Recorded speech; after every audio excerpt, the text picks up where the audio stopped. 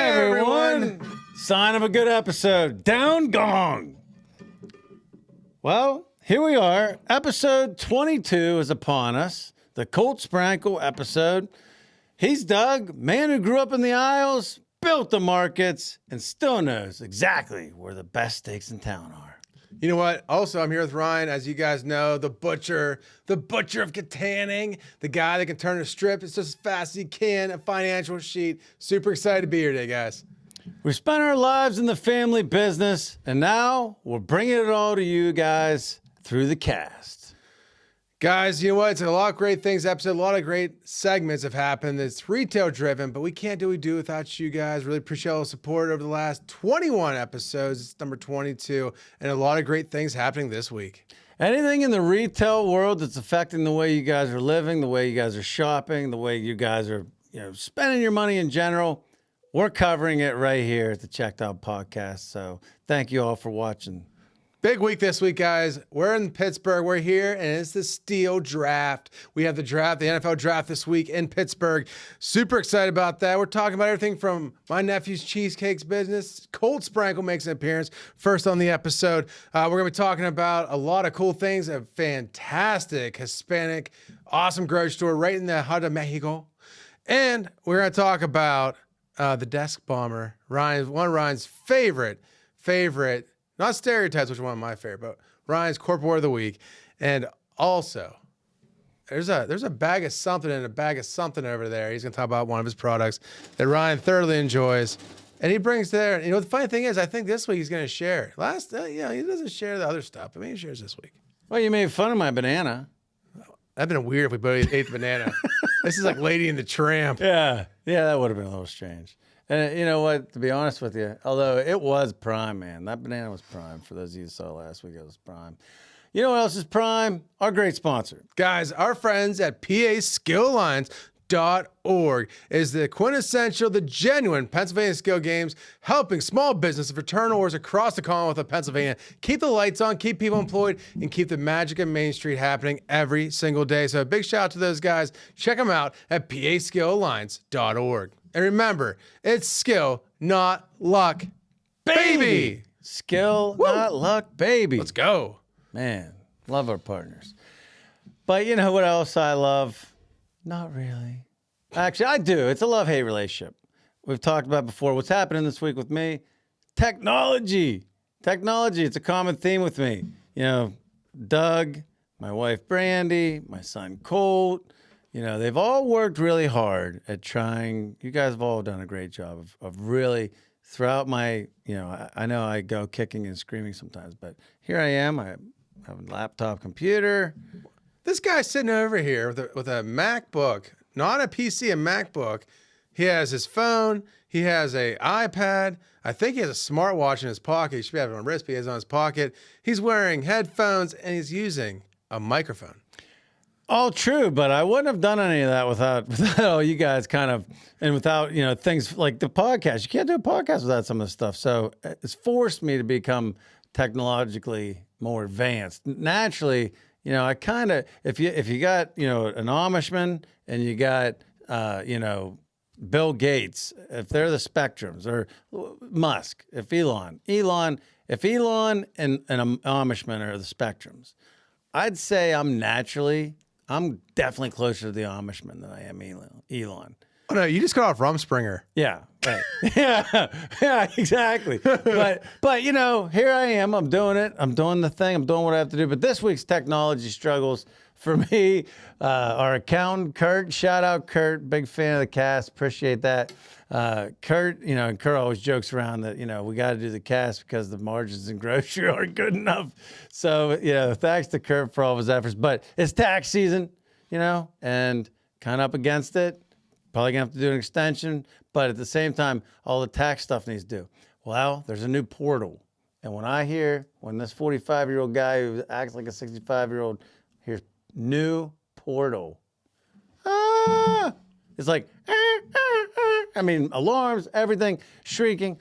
But, I'm just going to calm down. Brandon, it's funny. Brandon got on the portal. She's like, oh, I got on. It was like 2 seconds. I'm like, I went on there one day and I'm like, I can't, wait, what's my password? I was struggling. But anyways, gonna get through it. Gonna get my tax stuff in because now we're partners. So his stuff relies on my stuff, vice versa. So it's good. It forces me to get stuff in. I'm gonna get stuff. I'm gonna figure that out. The second thing that was a funny thing today, Doug. So I called you about I was struggling up to it. I had a lease meeting with a tenant in Katanning, and Is that what you were doing? yeah, really good partner, Transit Authority. They renewed a 3-year lease. Wait, what lease did you use? I used my original lease with them. It's good. Why? It's a good lease. The new lease is way better. Yeah, I should have used that. But to be honest with you, I was on the fly. I was trying to get the lease done, but and you're right. I should remember that for future leases. But it's a good lease. Do you know how much you paid for the new lease? None. You paid Brian some cheddar bob for the new commercial lease. Oh, wow. Okay, let's not think about that. I don't want to go on tilt for the rest of the episode. I was like, wait a minute. You saw the bill and you literally said, what is this? And I said, it's for the new leases. You're like, oh, that's good. We have new leases. I'll use those. Well, you know what? I'm glad you reminded me about it. But anyways, so I was all proud of myself. You'd have been proud of me because I went in to my file of the old lease. I brought it up, realized I couldn't write on it in the email. Sent it to Google Drive. That's a big thing for me now. I'm a big Drive guy now. I was terrified about the Drive, but now I'm on the Drive. So I sent it to my Drive, get in the Drive. I'm manipulating. I'm changing dates. I'm just cranking, drinking coffee, high five in the air. Everything's great. Then I go to print. Print's all fuzzy. So I'm like, oh. I tag Brandon. She comes down the stairs. She's getting ready for a big meeting. And I tag her in. She's there. She on the fly. She can't figure it out, but she was on the fly. So I'm like, geez. So I sent a message up to Katanning. I had them start working on it. They got it in like 2 seconds. But here's the thing. I didn't get a response back on the text, and I didn't want to bug them because I know they're very busy early in the morning. So I assume, okay, they didn't get the text yet. So now talk to you. You're like, oh, you're Saxonburg anyways, tagging Linz. So I tag in Linz. Now I'm getting a fifth person involved in this. It's an hour and a half getting a fifth person involved in this because I can't work, simple formatting. Linz goes in there, all of a sudden it's reformatted. It's like perfectly nice. She's like, do you mind, like the colors are a little off here. Do you mind if I mess with the colors? She's like, everything's all uniform and nice in colors. She's like, do you mind if I do this? Everything's great. She's like, and then the funniest thing is, you'd think spell check wouldn't be an issue. She's like, do you mind if I fix up the spelling? You spelled Katanning wrong. So I'm like, yeah. So she fixes it. And obviously I was 15 minutes late, but the girls are great up there at the Transit Authority. Got there, got the lease signed, and I'm going to get my taxes done. I'm going to use the portal, Kurt. I'm going to use the portal, Doug. So yeah, technology, but you know what? I'm not letting it beat me, Doug. Well, I'm glad because my now that we are co-mingling businesses, which for any sorry, I'm just making sure I make this note that I'm gonna roast Ryan in a few minutes. But no, when you're talking about family business and co-mingling, especially when there's like 50-50 ownership, and again you put the two lines. Here's this really, I love my parents. Love my parents, great people. They have given us the world. Hit the lottery 3 times with those guys. But I love how they're like they've raised us. And we're not people of meek means. Like we're going to listen to Colt here in a little bit. You're going to see lions. Why would they ever put us in a situation where we got to fight over the same gazelle? Well, the goal isn't to fight, but it just happens. It's tough. When you run a business, it's tough, especially for you and I. Over the last 5-6 years, we've developed our own routines. We've developed our own styles. And in both cases, we've been successful. So, now we're got the Leechburg store. We're trying to blend what's worked for me, what's worked for you, how it's worked for us. But we have our natural style. So now, along with trying to design and devise the plan there, we're also having to kind of like, sometimes it gets a little heated, but like it's a morphing of the styles into a style that fits the store and fits both our personalities. So it's not easy, but I do think it's coming together. I feel like it's coming together. It is. Yeah. But I like it. I'm glad you just segued me there because when you're talking about, so when I have a problem we both know exactly where the other guy stands. To the point where now we have to do a 10-second hiatus or 10-second pause when we know too much about what the other guy thinks. Yeah. So, case in point, I'm getting ready for this vacation this week. Not vacation. I guess it's a little work trip to Hershey. Taking our friends, going out west. East. And so I've been in this group text all week. Mind you, trying to manage the business, get ready to leave for a day. The pre-trip group texting. Oh, yeah. And Classic. And I love literally, it. day and night's this. Okay, I know where we're going. We have the hotel locked down. That sounds good. We're going to do this today. Ooh, we're not going to do that today. We're going to do this today. I'm like, okay, great. And they're like, all right, what car are we taking? And then all of a sudden, it goes, we'll take your car. No, we'll take your car. No. We'll take your car. Whose house are we meeting at? Oh, we'll meet at your house. No, we'll meet at your house. Nobody wants to offend each other. So this thing goes on for 4 days. And mind you, I'm thinking, I know how this is going to end. We have a slightly bigger trunk space. There's 6 humans. We're going to need the trunk space. So I'm like, it's going to be Lindsay's car. And I'm like, Lindsay, yesterday, I'm going to clean your car. What for? We're taking it to Harrisburg. We didn't decide that yet, Doug. I'm like, oh, it's pretty much decided. We know where it's going to end. She's like, I'm not ready for that. We'll do it tomorrow. So we're leaving literally tomorrow morning. And tonight we have to clean the car. I couldn't take it. I went direct Doug mode. I saw one of the people that are here today, and I was like, hey, we're going to meet at your house, 10 o'clock tomorrow morning, taking my car. Good? Yeah, it's good. So I text Lindsay. You know what she says to me? Are you sure? Yes, I'm sure. For God's sakes, give me this. I need this. Let me do one thing my way. Whoa. I love it. I love it, man. I love it because I've told you, like, there's been Seinfeld episodes about this topic. I mean, this topic is just, it's always like the buildup, and it's actually part of a trip. When you go on a trip, especially with another couple or family, it's like part of the experience. It's like a bond, and part of the bond is all the lead up, especially nowadays with group texting. All the group texting, that's part of it. Like, it's actually, I think, a part of the experience. Anybody that's out there that's done this, most people have, you can attest this. It's like part of the dance. So you got that part, you got the pre-planning, and it's this whole dance up and down. Who's doing this? Who's doing that? What are we going to do? What are we going to do after this? Oh, well, the whole thing. Then there's the actual trip, which is always very nice. But then you have kind of like the wrap up. There's always the wrap up to the trip too. It's like, okay, let's look back at the trip. What went well? What didn't go well? What can we do differently next time? How can we pack better next time? And then you have usually a couple days of post-trip group texting as like a wrap up to the event. For next time, we're gonna do this. Like, it's this whole thing, and it's a funny little dance, but it's all part of the experience. You can't not do one. It all is necessary, but it's like sometimes just like, wow. Have you ever seen Departed? You know what? One time, is that where the Irish Mob movie? Yes. Yeah. Nicholson, and I mean, it's a crazy cast. Wahlberg, right? I mean, It's amazing. the cast is unbelievable. Scorsese directed it. Yeah. How did they get all those guys? I don't know. But the one line from the movie, Jack Nicholson's there, and he's like, I want my environment to be a product of me, not me be a product of my environment. And I'm like, you know what? I'm taking this to vacations. So most of the time, if I'm in control of the vacation planning, you know what happens? I book the hotel, I book the flight, I book the car, and I book 3 of the 4 dinners. You know why? I don't want to waste my time. Here's what I love. I'll be in the car like this, like a random group. Hey, Doug, where do you want to go to dinner at? I'm like it's almost a setup question. I'm like, read the room. I'm like, you know what? I'm going to pass it back one more time so I don't get in trouble here. You know what, guys? I'm good with whatever you worth. And then for 20 minutes, we're driving around for 20 minutes.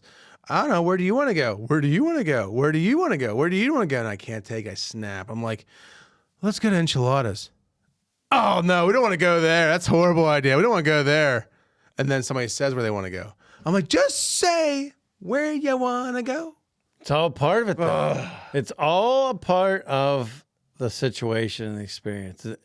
For a lot of people, like, it's a part of it. It's a flow of it. I'm hoping someday maybe I appreciate that. I think right now, owning a small business, I just talked to another small business owner in Leechburg, and they said the same thing. Nikki at Coco's, she said, there's different mindset for people that own a small business. You're like, and you're trying to be so efficient. They're like, something like that. That dance is like, it's like a real test of our. We should make all of our friends run the grocery store for one day, and they're like, "This is why you make fast decisions." Yeah, because I don't want to think about it. No, not definitely no. But no. But Doug, you know what? It is time. Retail stereotype of the week.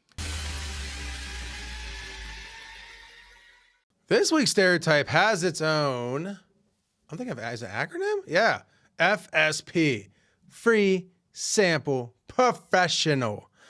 They don't come here to shop. They come here for the 4-course meal. They're the person that goes to Costco and spends 2 days there.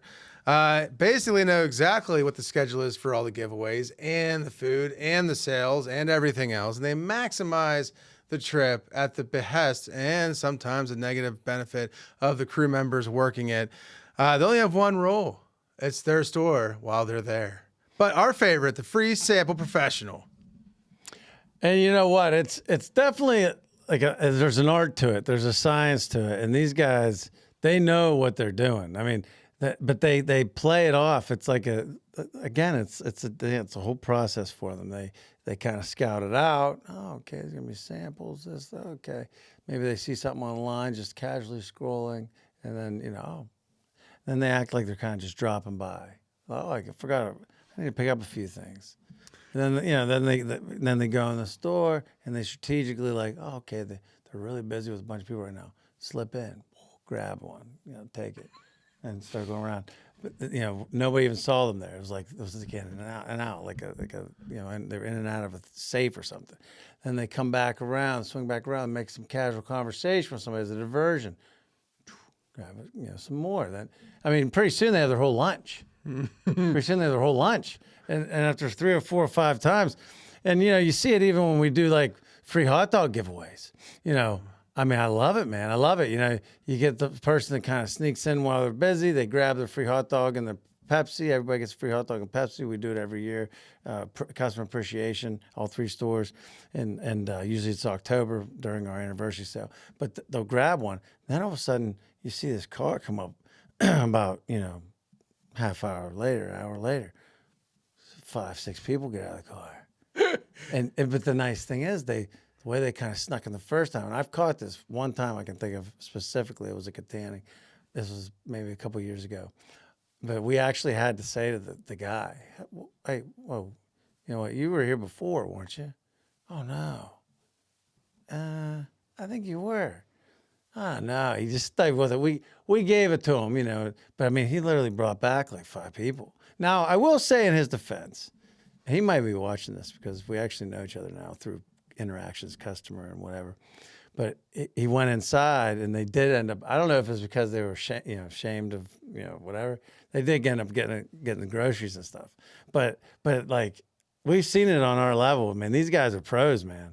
Well, it's funny, at the Saxburg location, one day I was cutting meat, and the girls and Doreen, as we all love and know, Miss Rachel, came up with hooded up, eyes down. And as the crew member servicing the situation, you're just like, I'm giving you a free hot dog. Just take the hot dog. It's a free thing. One year on Saxburg, when we first did it, I had somebody, and usually the people that are the masters of the professional, the free sample professional, usually the master level class of that is the person that's like, I read your ad. It said 1 free Pepsi product. And you're like, yeah, it's just right here. It's the Pepsi or the Mountain Dew or the Diet Pepsi, now Starry, which is the defunct Sierra Mist, or an Aquafina water. They're like, no. I want my Rockstar. You're like, what do you mean you want your Rockstar? They're like, it's a Pepsi product, isn't it? I was promised a Pepsi product. And you're like, ma'am, that's a $2 drink. I want my Pepsi product. And they're like, it's almost like a bank robber. This is like double stereotype this week, but it's like the bank robber like this. Give me what I want or I won't scream. And you're like, what?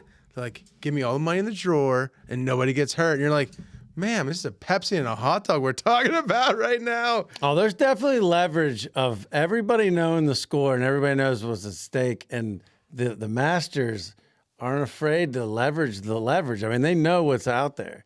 But, you know, I will say this. I like samples. I like when I get, who doesn't like free stuff? I mean, you know, you like free stuff. You go somewhere, you get, oh, can I try a piece of cheese? Oh, yeah. Oh, can I try that? Can I try that bourbon? Oh, can I try 5 bourbons? No. I just went the place in the strip where you I was going to say, where are you going to get free bourbon? No, it's amazing. It's in the Strip District. Side note for these out there, very interesting. It's in the Strip District. It's right near Woolley, and you go in. It's all PA spirits. It's all PA spirits, all different kinds of spirits, not just bourbon. It's vodka, all this stuff. All PA though, and you can get as many samples as you want. Favor. You can get as many samples as you want. Now, I mean, there's you know small samples, but you know you gotta watch. You know, 5 or 6 samples is like 3 or 4 shots. I mean, but anyways, it's interesting. But the only thing I won't do is I will take you know, cheese, stuff like that with a toothpick or somebody serving it to me. But I won't do anything where there's dipping involved. Anything where there's the customer is in charge of the dipping because, again, we're going to reference Seinfeld one more time. George, the double dipper. I avoid the double dipper. And I don't care if there's an open situation, you know, you're going to get a double dipper that comes along, no question. I got one more time. They go in there. I have a question for you. Yeah. When you're doing your little bourbon soiree, did you buy any bourbon? Yeah. Cam and I went. It's actually in my phone. It's on the. Oh no, I trust you. No, look. There's Cam and I. Ah, very nice. Shout out to Cam daughter and Bozeman. and actually, she just turned 21. This was our first drink together. Oh, that's nice. We had our real first drink together 2 years ago in Canada, 19, but you know, in the United States. But yeah, no, I avoid the double dippers, man. But yeah, that's a good stereotype. The free sample professional, because there are definitely free sample professionals out there. They are everywhere. So you guys heard it right here. FSP, free sample professional. Baby. Well, Ryan, you know, we go back in time, high school football. You know, it's a big week this week. We have the draft, the NFL draft in Pittsburgh. It's a crazy week this week. You know, you obviously were a quarterback. Is some funny story. People that never saw him play call him quarterback. It's kind of funny. Yeah, I mean, you know, when you throw 4 interceptions in one game, you know, you can. The thing is, I've went through all my life. I've always been memorable. Sometimes it's through accomplishments that are good. Sometimes it's not. But yeah, no, you know, it's funny though. I lost sight of where we're at here. Stereotype or origin story. Origin story. There we go. Now we're on. It literally says, note, high school football reminiscent. Yeah, there it is. Okay, well, no, I got a good one. This is a good story. And it is the story of the 4 interception game. So for anybody familiar with Central Pennsylvania, where we grew up, I went to high school. Doug went to school in Huntington area, which is a state college in the middle of the state, south of State College. That's where I graduated. He ended up, when we bought the store, he moved and graduated from Leechburg. But at Huntington, I was a running back in junior high until 8th grade. And then one day I was throwing a ball. Somebody saw I could throw a ball. So, you want to be a quarterback? Yeah, I'll be a quarterback.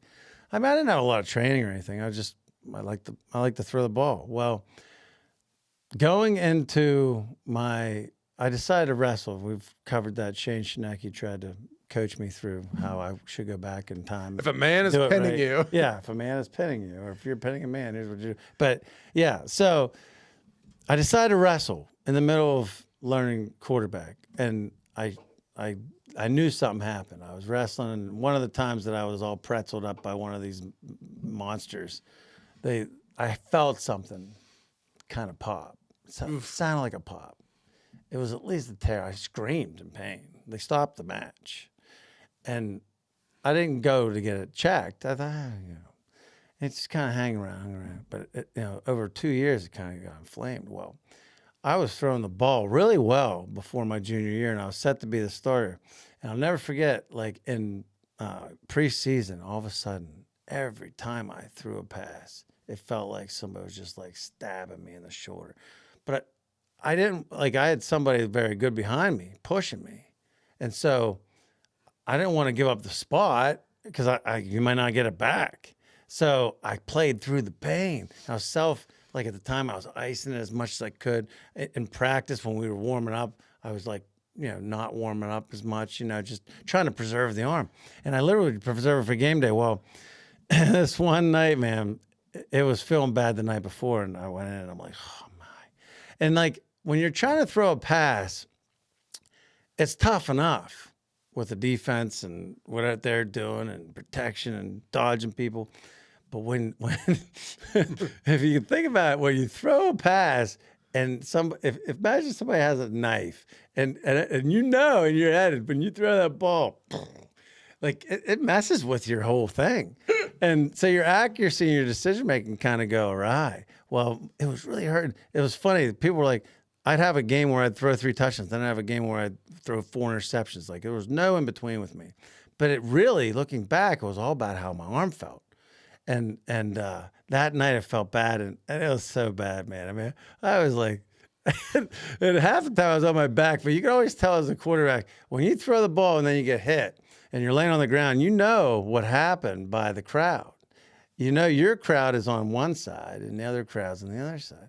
Whatever crowd is screaming, it tells you, you don't even need to look.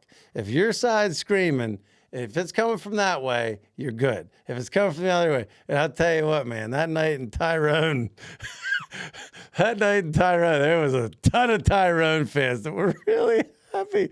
But, you remember Bob Briggs, Dad's buddy Bob? We just saw him at Uncle Tim's wake. And I'll never forget, I had just thrown, like, it was the worst half of my life. I can't believe Coach didn't pull me. And we're going into the locker room. People everywhere, and you just mentioned about, I think you said Rachel, head down. When you throw a bunch of interceptions and you have a terrible half, you just want to get into that locker room. You're not looking to talk to anybody. You just want to get. He had a way. He's like, I hear this laugh. Spanky, hey Spanky. He's like hanging over, like waiting for me.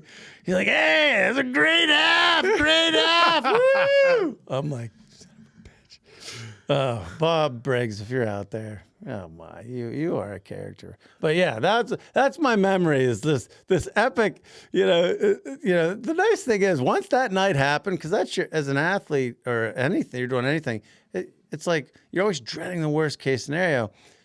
After that night happened, I'll be honest with you, it took a lot of pressure off because I'm like, it's never gonna get worse than that. I fumbled twice. The fumbled twice that the defense recovered. I threw 4 interceptions. Somehow we only lost by 7. I like how Ryan plays the story down. I'm going to elaborate just a little bit on Ryan's story. He had a torn rotator cuff. He didn't pull something. He wasn't like ice my shoulder dad.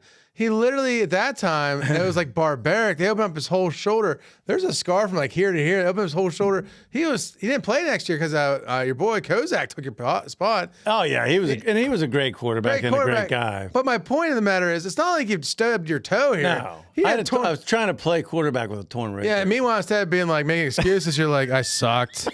I should have done better. That's what makes him a great grocer. But guys, what also makes him a great grocer is this week in retail history.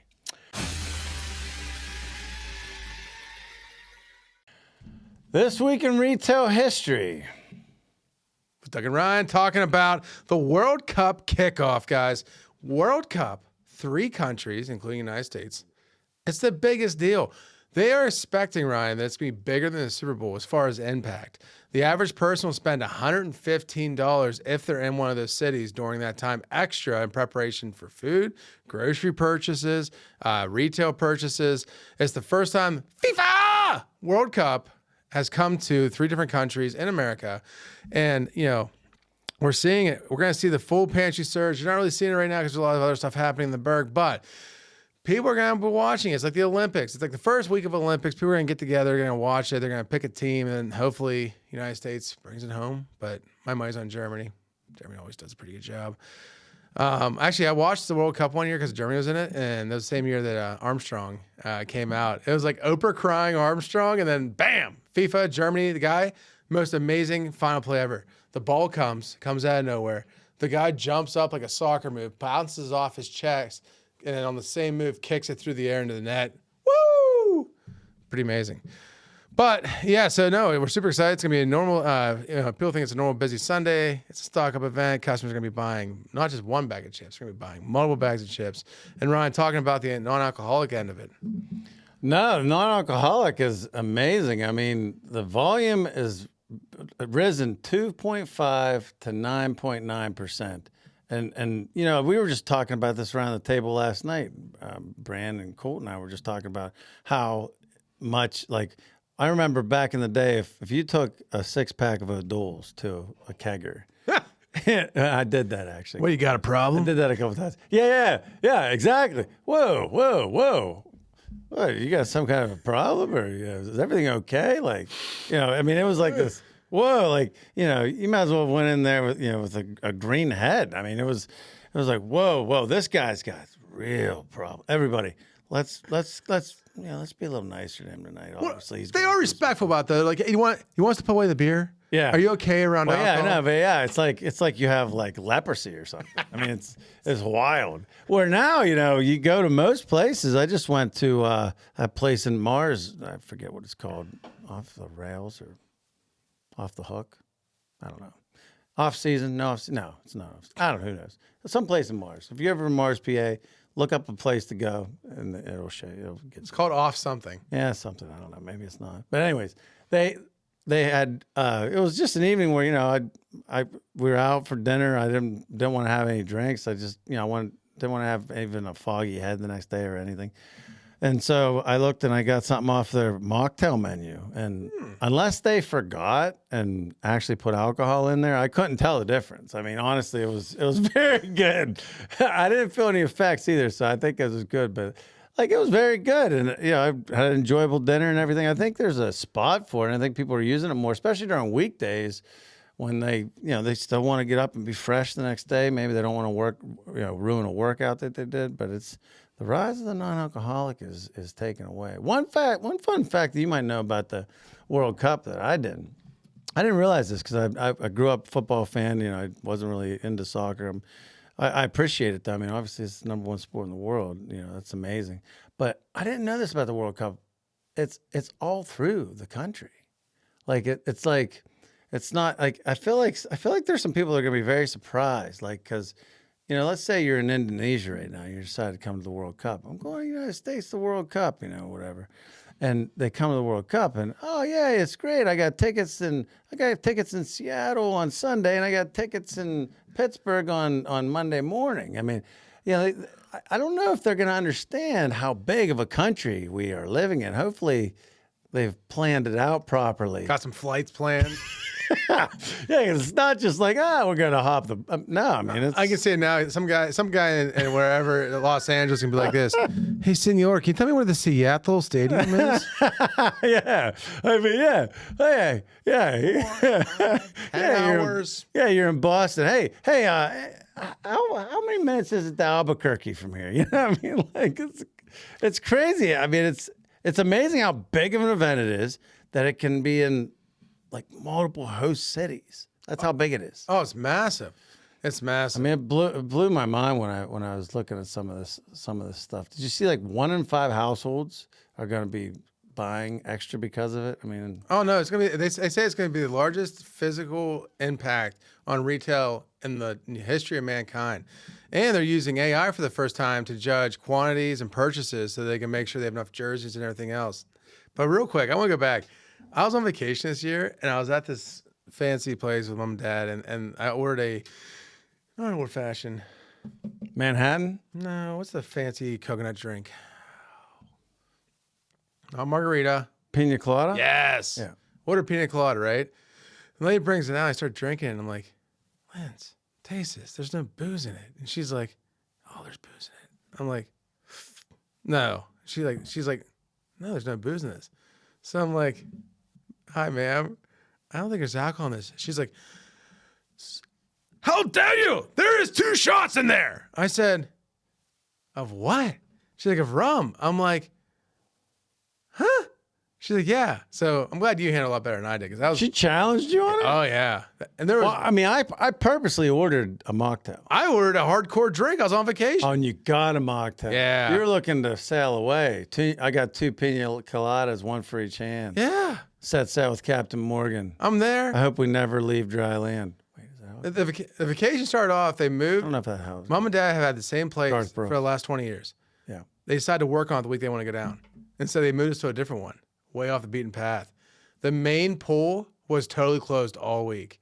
And the adult pool, which they didn't give enough notice to all the people that own the condos there, was for the kids now. So there's people going by saying, that's the adult pool. I'm like, no, down the way it's closed. So I was looking for a real cocktail. Yeah. Two shots short, you know. Yeah, maybe you need more. Maybe there was 2 in there, but your brain, because of the situation, needed 5. I mean, who knows? I feel like an old Western saloon guy. I wanted to throw a nickel on the table and say, just leave the bottle. Here's 2 bits. Get yourself something real nice. But Ryan, I survived the mocktail situation in the south of Florida. But this week, somebody didn't survive the word of the week, corporate word buzzword of the week. Desk bomber. Yeah, you know what? It's lighting up the LinkedIn world. It's lighting up. It's one of the newer, trendier corporate words. I love these corporate words, man. I mean, the people that have time to sit and think about this. But this one hits home. This one hits home. It's the desk bomber. It's the desk bomber, and it's, you know, let's face it. You know, it's exactly what it is. We actually have our own word for this. It's called torpedo. It's a torpedo. We call it torpedoes. You know, you're in the middle of cutting meat, or you're in the middle of a meeting in your office with the door closed, or you're, you know, out on the store floor in a private conversation where it's pretty obvious that, you know, even though you're public, your back's turned, you're having talks with somebody, and somebody just. Well, it's funny. Do you know among Gen Zers, according to the world of statistics, 62% of Gen Zers believe this is a great icebreaker. It's a good thing. What they don't realize, though, for us old guys, it's a horrible problem because it creates an average 23-minute interruption in your workday, which for most people, I mean, if you work 8 hours, that's a half an hour of that gone. That is literally 1/14? Gone. Well, it's just, you know. Gone. No, it's 1/7. 1/7 gone. And, you know, you and I both feel the same way about this. And we actually have had to kind of, in a tactful way, train, you know, the people, the workforce, the people that service us, even some customers to a certain extent. You know, I mean, you know, we know we need all those people in order to be successful. And we know that whatever they're coming to us with is obviously very important, not only for them, but for our business. But at the same time, like there needs to be a law and order to it, because to your point, looking at this now and thinking back when I started and I was afraid to offend anybody, people would dive bomb me all day. I mean, they desk bomb, dive bomb, however you want to call it, all day long. And what would happen is I'd have an agenda of 10 hours of work that needs done. Well, boom, boom. And to your point, 23 minutes, 23 minutes, 23 minutes, 20 minutes. Let's say you get 7 or 8 of them. You know, now all of a sudden you're at a 16-hour day. You're not home. Your relationships go crumble. Everything's crumbling. Meanwhile, everybody got exactly what they needed in that moment. They rushed in. They butted in. They got what they needed out of it, and they rolled, and they're happy. But at the end of the day, it's very inefficient for running a store, running a business. And, you know, it's a tricky little. Well, and the best part about it, there's more than one kind of desk bomber.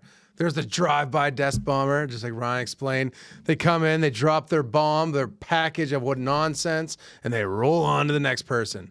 There's that, or the social butterfly. Like, you know, that person is just like, and they come in this, and they just disappear in 20 seconds. That's the first one. Second one, the chair spinner. You know, if they're bringing their own loungewear, they're bringing their own form of sitting, they're going to be there for a while. And it's like funny. You're like, dude, what are you doing with the chair? Like, take the chair with you. And then finally, because of the modern time, the teams bomber.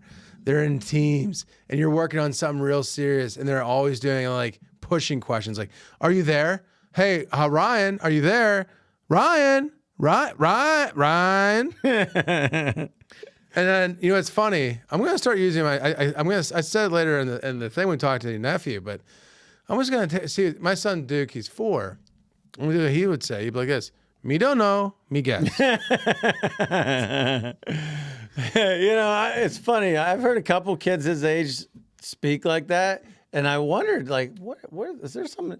And I've watched a couple of the shows, and they do that, and I don't know. It must obviously be a way of getting kids now to think about language, but it is funny. Like little kids now. I mean, it's a difference. Like they're not teaching them really the way it's like that. It's like literal. It's like me do this. It's so cute. It's so funny though. It really is. Like it's hilarious. And like he's telling you a story. Like you don't want to laugh when it's inappropriate. So it's like funny because he's being so cute. But whatever he's telling you is very serious. But yeah. Anyways, I mean, I could have Duke desk bomb me all day long. But the chair spinner strikes a nerve. One thing I've learned is if I'm in my office and, all these people, like I said, they're all meaning well and everything, but like, you got this agenda and you're like booking it. It's not like you're in there playing Parcheesi. I mean, you're in there doing some serious stuff. And especially if you're in a meeting with somebody, it amazes me. Like, so now I've learned with certain people, if I see them or I hear them at the door, hey, you busy? I love that. No, the door's closed. I got 2 people in here. I'm in the middle of a meeting. But no, I'm not busy. Come on in. I mean, I used to be nice. Now I'm just like, yeah, actually, I need you to send me a text. We'll set up a meeting to talk about whatever you want to talk about. I'll give you as much time as you need. Oh no, it's just taking 5 minutes. No. I've learned to try to retrain on the fly. But I've also learned with some people. You said about the desk bomber, the person, the chair spinner, the person that just comes in and like pulls up a chair. You're in a meeting with somebody, and they'll just sit there, like it's not a waiting room. Like it's not a waiting room.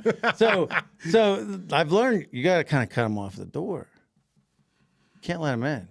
Once you let them in, you're done. I had a foolproof plan that lasted for about 2 years. They finally caught me. I literally would put on the door, "Hey, I'll be back in 30 minutes. Text me with any issues," right? Until one day they text me right away, and my phone dinged, and they knew I was in there. That's actually really smart. And from there on out, though, they knew I was always hiding in there. And it's not I don't want to talk to anybody. It's a matter of, listen, I have an operating order today of what I need to get done. Yeah. And I understand that you're going to fall somewhere in there. Yeah. But don't be the distraction, be the injection. Meaning, shoot me a text, and I'll make the adult decision whether or not how crazy it is, if it needs to be handled now. And, like this, if I would have answered every text this morning, I'd have been up at 2, 4 a.m., 2 a.m., 6 a.m., and then I've been running the store at 8 a.m. and delivering by 9 a.m. and had to cancel all my calls today. No, it's a serious thing, and this conversation may make us seem like we're standoffish people or we're not wanting to give people time. And like you said, that's not it at all. Like we'll give people time, but at the same time, there's only so much time in a day. And you and I are working owners, so we have we have tasks that we have to get done.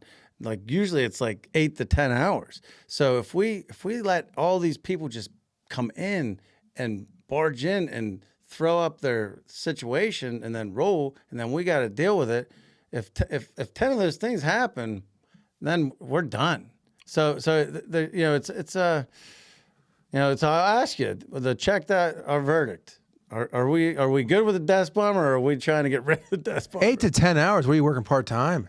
Well, you got to figure on some of them are going to get through. Some of the torpedoes, I don't care what kind of. You could have the what's the country that we're in Switzerland with right now? Oh no, Israel. Israel. You could have the Israeli whatever they have, the weapon thing, Golden Dome. The Golden Dome. Yeah. You could have the Israeli Golden Dome up, but to try to avoid desk bombers. But there's still going to be a couple torpedoes that get through. We're every not day. fans. We're not fans. So at if you get 8 to 10 hours and you add 3, you figure 3 of those torpedoes are going to get through. 3 of the dust bombers they're going to get home. Now you're at your dozen hours, which that's where it is, man. Baker's dozen's never fun. Yeah, we're not a fan, but we are a fan of. We're a fan of. Up next, guys, we have the legend, the third generation, the oldest of all the cousins, Colt Sprankle, talking about everything from throwing the ball around to whipping up some cheesesteaks and everything in between. PA skilled players seek genuine PA skilled games. How can you tell the real from the imitation? The PA Skill Alliance offers a 4-step identification process to help you find genuine PA skill games. 1. Check for logos. Does the machine display official Pennsylvania skill game logos? 2. Look for Powered by Pacematic. Is it Powered by Pacematic visible on the game's case? 3. Assess business reputation. Is the game a reputable business? Genuine PA skill games were not intended to be standalone businesses. 4. Examine game style. Is it a tic-tac-toe style game that offers the option to win every time? Help combat fraudulent skill games by exclusively playing genuine PA Skill Alliance supported games. Discover more at paskillalliance.org.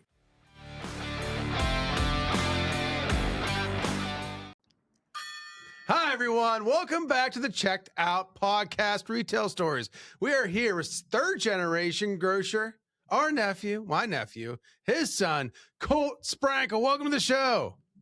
Thank you. Thank you for having me. I should be there, but I'm only like 2 seconds up the road in my room right now. Here I am. Your room looks good. I mean, you guys went through a major remodel this year, getting that farmhouse ready. Do you want to walk the audience through what that looked like just briefly before the nice drywall and the fan? Well, I got my Steakout Cheesesteaks tent here. Kind of have a little 30-minute show going here. And I got my barrel. But other than for the room structure, it's just like a open concept now. But like right where the fan is, there was like this huge chimney in the middle, and there was just snakes all over the floor. But now it's good. But it was literally just like dead snakes, live snakes, spiders, mice, and it was sketchy. Like it was a scary place to be. But now it's all came together real nice. That looks good, man. Real nice. Real good. Real good. Well, we are going to start off with a little back and forth, a little rapid fire, a little burning question type of thing, for you. So here we go. So we're going to go back and forth with this. You have 2 sisters, Colt. One's 21. Mm-hmm. One is 1. Which one, and this was requested by one of your sisters, which one is your favorite and why? Well, I mean, Cam is my favorite. I have a favorite. I mean, she's got 21 years of experience being a sister, and she just has a long stat sheet, And so, I'm saying all this so I get a better birthday present, but pretty much, Charlotte has a long way to go to meet the standard of Cam. And I think as Charlotte grows up, Cam will also be her favorite. So it's not really anything against Charlotte. It's just Cam's just as good as it gets when it comes to siblings. So what's your optimum temperature for the thermostat? Well, that's actually a thing in the house. So Dad keeps it at 75 degrees because he thinks that Charlotte is going to die in her sleep if it's anything below, a sauna. And so I go down and we go back and forth throughout the night. We literally, it's like we've yelled at Dad saying like what is physically wrong with you? Like you have to be an amphibian or something because it's ridiculous. So mine is 68 degrees with the fan on. Now, usually. How do you feel about him buying a lockbox to put over the thermostat? Oh God, I really wouldn't be surprised. It's like I think he has some sort of like mental disorder or like, I honestly, I believe it because we have told him many times it's too hot. Charlotte's going to be okay. And it's like, he says, yes, I got it. And then I go down 72 degrees, 74 degrees. So I would not be surprised. It's like a fixation he's got.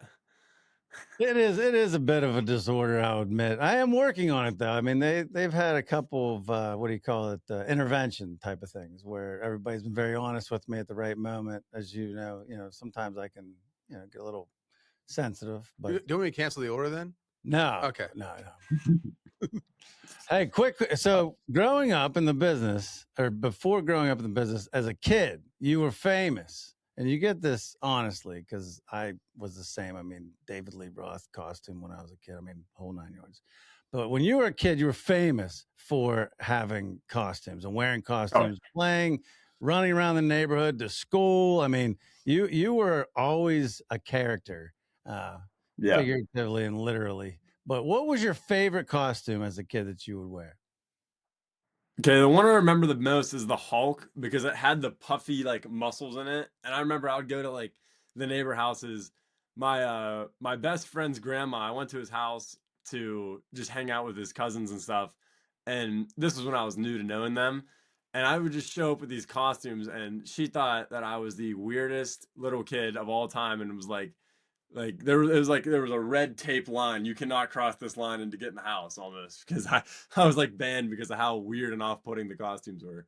It's like, you're in 7th grade, bro. Go home. We know that look altogether. That look is common amongst people that look at your family members, including the two Oh guys here. So yeah. We're different. Yep. So, obviously there's you and your father have a lot in common. What are 3 things that people don't know about you guys have in common?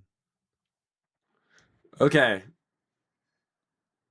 In common, the way we talk is actually so serious, like so similar. Like when I moved from Armstrong to Knox High School, and a lot of guys don't nobody knew me or my family. They were around me for like months before they just had an encounter with my dad, and every single one to this day, when they meet my dad, they're like, you guys sound the exact same, you guys say the same stuff, same mannerisms and everything. um Another thing that we have in common is we love poker. We both love to play poker. It's one of our, actually, I'd say right now, even with golf in season, it's still both of our favorite hobbies. Anytime we get a chance to play heads up, same with mom downstairs, we'll play. We always talk about hands, watch poker, and that's kind of something we bond over. And then a third thing is, our confidence and demeanor. I mean, there's been moments growing up, and I think I get a lot of that from him, but it's very similar to the way we carry ourselves in really most situations. But, you know, we always, I always get the approach just, if my dad can, have a conversation with Donald Trump, I can do this or I can do that. And we just, we have a good way of like talking ourselves into just doing a good job in anything we're doing. I think we share that. How do you play jacks? Okay, how I play Jack. So I am a very aggressive player. So what I do, I don't care in position, out of position. I don't care at all. I usually raise it to like a scary level. If we're playing 1 and 3, I'll raise it up to, probably 32. Hoping, I mean, if everybody goes away, fine. But if they call, I know that they have a monster, they have a middle pair, and then at this point I know I'm behind, and then I just try to rep and just bluff, bluff, bluff. Like I'll get felted with pocket jacks. I don't care. I don't care. Like no, 9 times out of 10 they'll fold you though. They'll be afraid of aces and they'll be like, "What? You're jacks?" It's just not good. Like you don't know anything about poker. You'll learn one day, little boy. It's just the same thing. It's bad. It's every time. the new kid poker, everyone. I like that. Yeah. I like that you said about the confidence part. And for all you out there that are watching this, I'm going to tell you my secret to surviving encounters with famous people, encounters with customers, any encounters that are considered uncomfortable or nerve wracking. Here's the secret, and I told the Colt this a long time ago. You just roll in, man. Just roll Oh in. yeah, the roll in. Being in there, no matter what there is, you're nervous to go into a board meeting, you're nervous to go into a PTA meeting, you're nervous to do whatever. Just go in. Being there is half the battle. Just be there. Just be there, take a breath, and just chill and try to enjoy whatever moment you're in. But that's awesome. That's awesome, cool. But okay, so we got a good question for you at this point. We're going to talk Yeah. about the dynamic from your perspective of me, Doug, and Uncle Doug and Pap. We're going to talk about that. Mhm. Who out of the three of us, and let's face it, we're all very strong personalities. Yes. Who's the most likely to argue a point? Well, so I've never been around Pap when he was like really in your guys' role, like as owners. But I mean, I've heard that he was pretty firm on what he believed. I mean, I'd say all of us, me, you, Uncle Doug, Pat, like we are all pretty strong-willed, but the most to argue a point, I'd say it's Uncle Doug. I mean, and put this in poker terms again, you could have 7 deuce offsuit and you're arguing that till the death. And it's like and then the worst thing is when, back to poker terms, you're arguing a 7 deuce offsuit and then the board hits 7 deuce deuce and you end up being right. And then it's just like, I mean, it's the worst feeling, which you're right a lot of the times because you're very smart, very witty, but Uncle Doug is definitely takes the cake for that one. Hey, well, you're always in life when you have the nuts, you just gotta play them. And when in most arguments, I got the nuts going into the hand, and I Yep. play it correctly. Who's Yep. most likely to be on time out of the three of us? In your opinion, your experience, we've all had our neither, issues but with time. it's neither, but it's none of us. I can't even say that. I can't even say one of us. It's none of us. But I mean, next question. I actually have to go next question here. It's none of us. We are always late. All of us. To everything. I mean, How it about the just goes on biggest and on. spender? Biggest spender. The biggest spender would be me if I had the money you guys had. But right now it's Uncle Doug, and I love it because Uncle Doug has the coolest collections of just the most niche stuff that you wouldn't actually think. Like, the thing that nobody realizes about Uncle Doug is because he's such like a business guy, and he's very serious, and he's very, when it comes to business, he's just bang bang bang bang, like just a machine. But what they don't realize is behind the scenes, I mean, he's like any of us. He's like a kid at heart, and he's got the coolest collection of like guns that look like a Call of Duty loadout.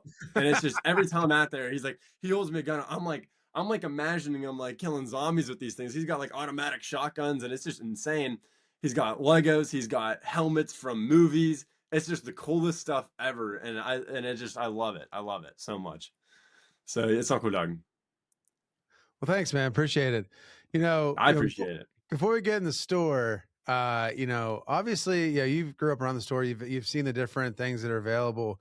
What is your favorite thing to get at the store that's not traditional grocery? Oh my, it's so easy.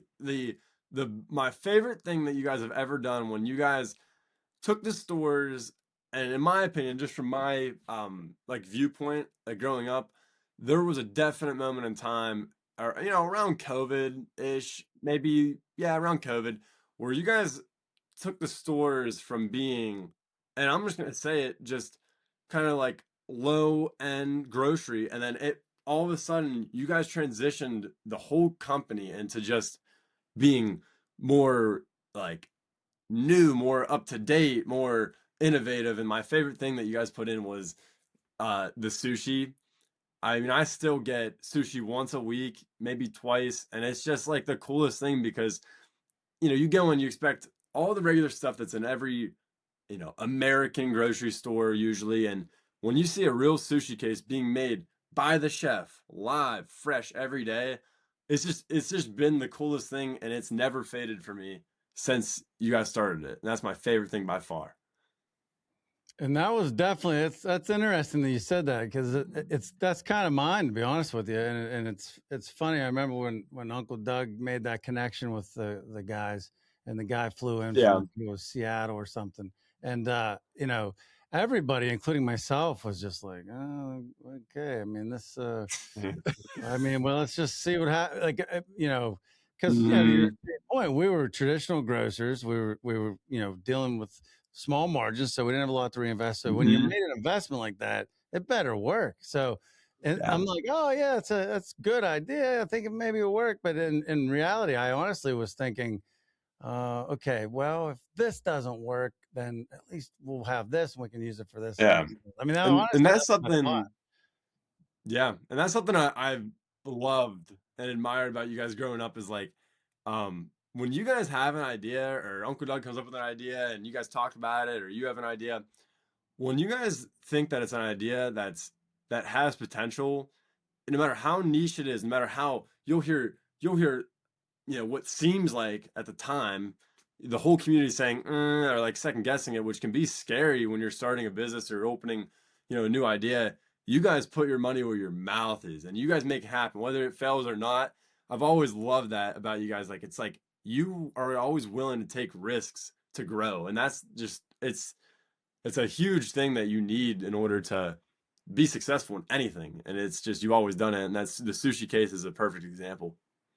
Well, walking that line, it's cool that you acknowledge that. I appreciate that, but I will say, like, any grays I have, any lack of hair I have, any, whatever I might have, it's all stems from pushing so far, and then you're walking that line of cash flow. It's like so sometimes you wonder if those decisions are good, but it's nice to hear you say that they're good, because hey, that you're an outside perspective, even though you're inside, you're an outside perspective. Yeah, that's true. List real quick for the crowd, just a few of the jobs you've done throughout your life in the store. I mean, growing up in the business, I've had you doing everything. Uncle Doug's had you doing everything. Just give a quick rundown, just for the crowd out there wonders, hey, what's it like growing up in the grocery business?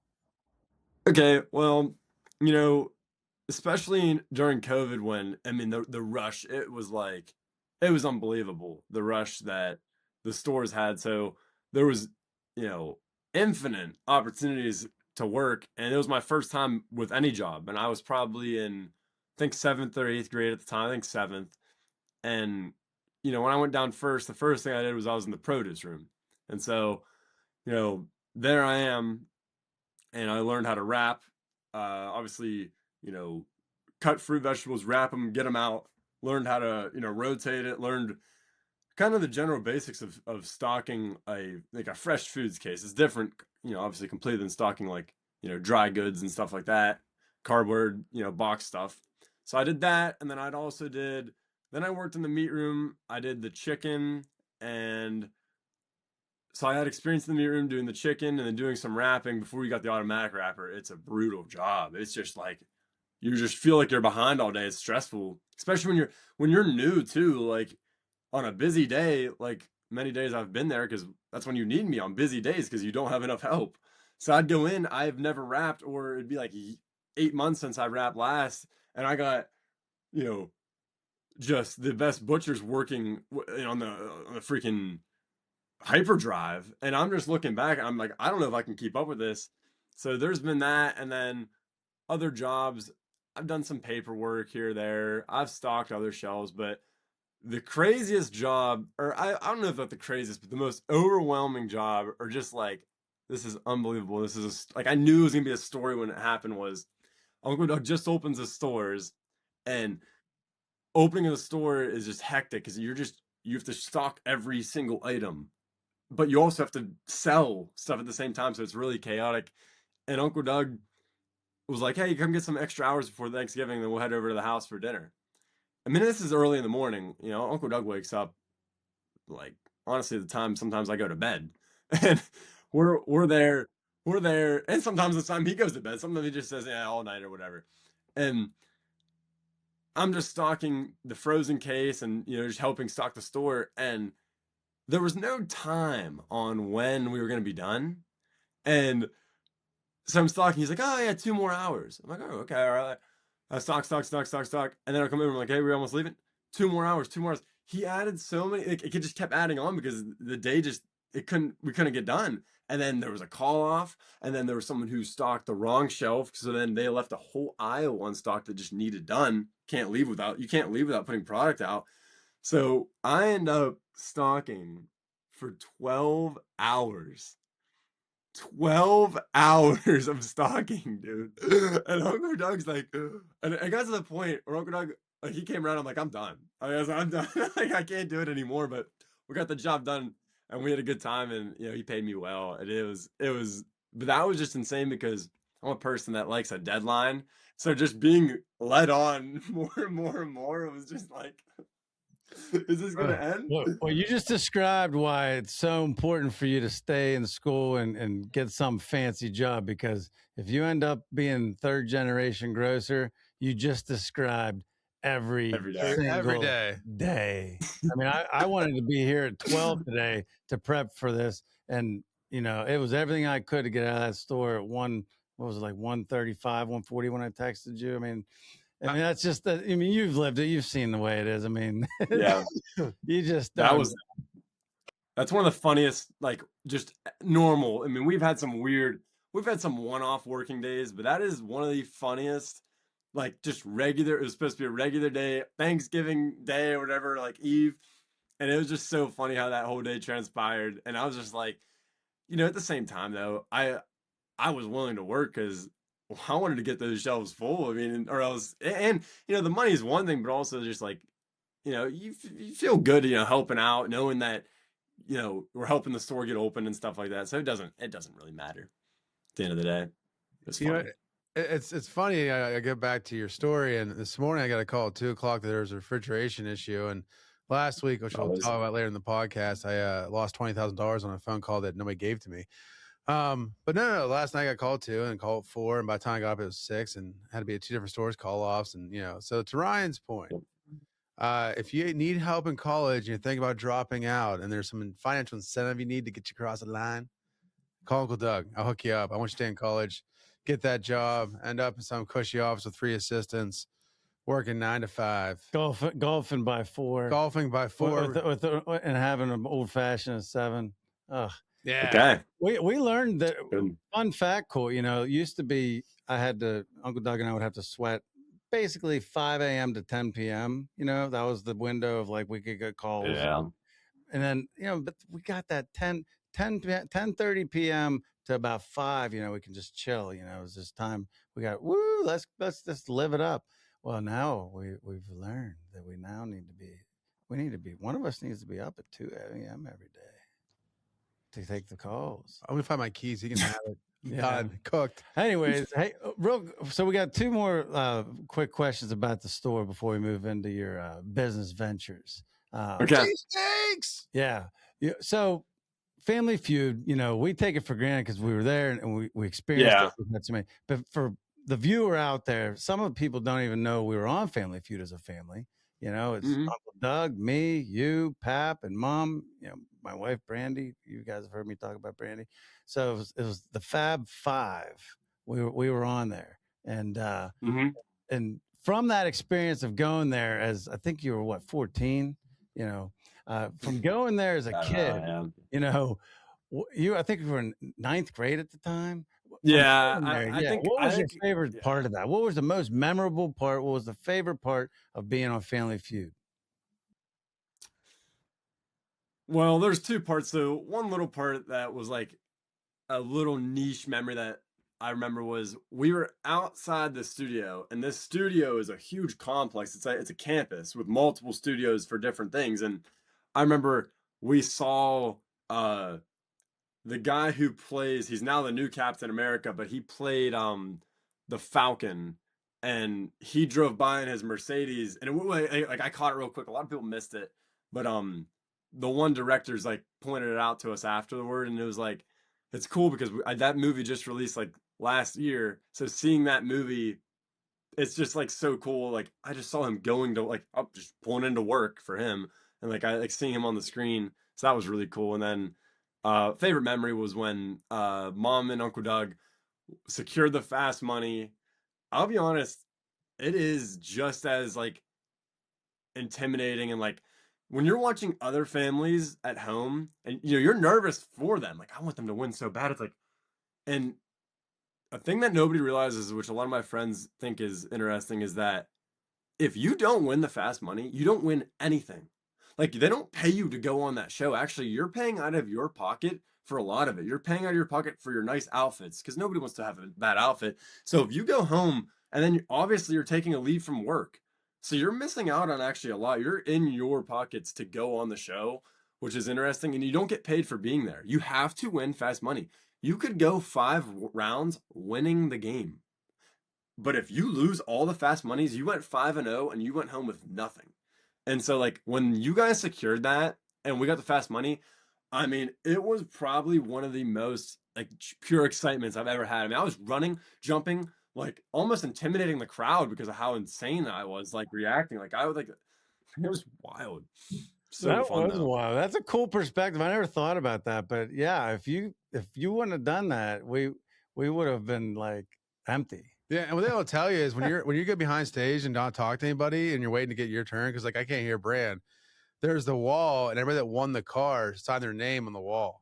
So like, you see all the people like they've signed, like the Clemson family from 1995. Like you see all the families that won, and so like that's intimidating. And then they put like eye things on you, they put headphones on you, and you can't hear anything or see anything. Oh my gosh! Yeah, so when you come out, I mean it's cold, and it didn't help that Steve Harvey looked at me and he said, "Now, Doug, you realize that you missed every question.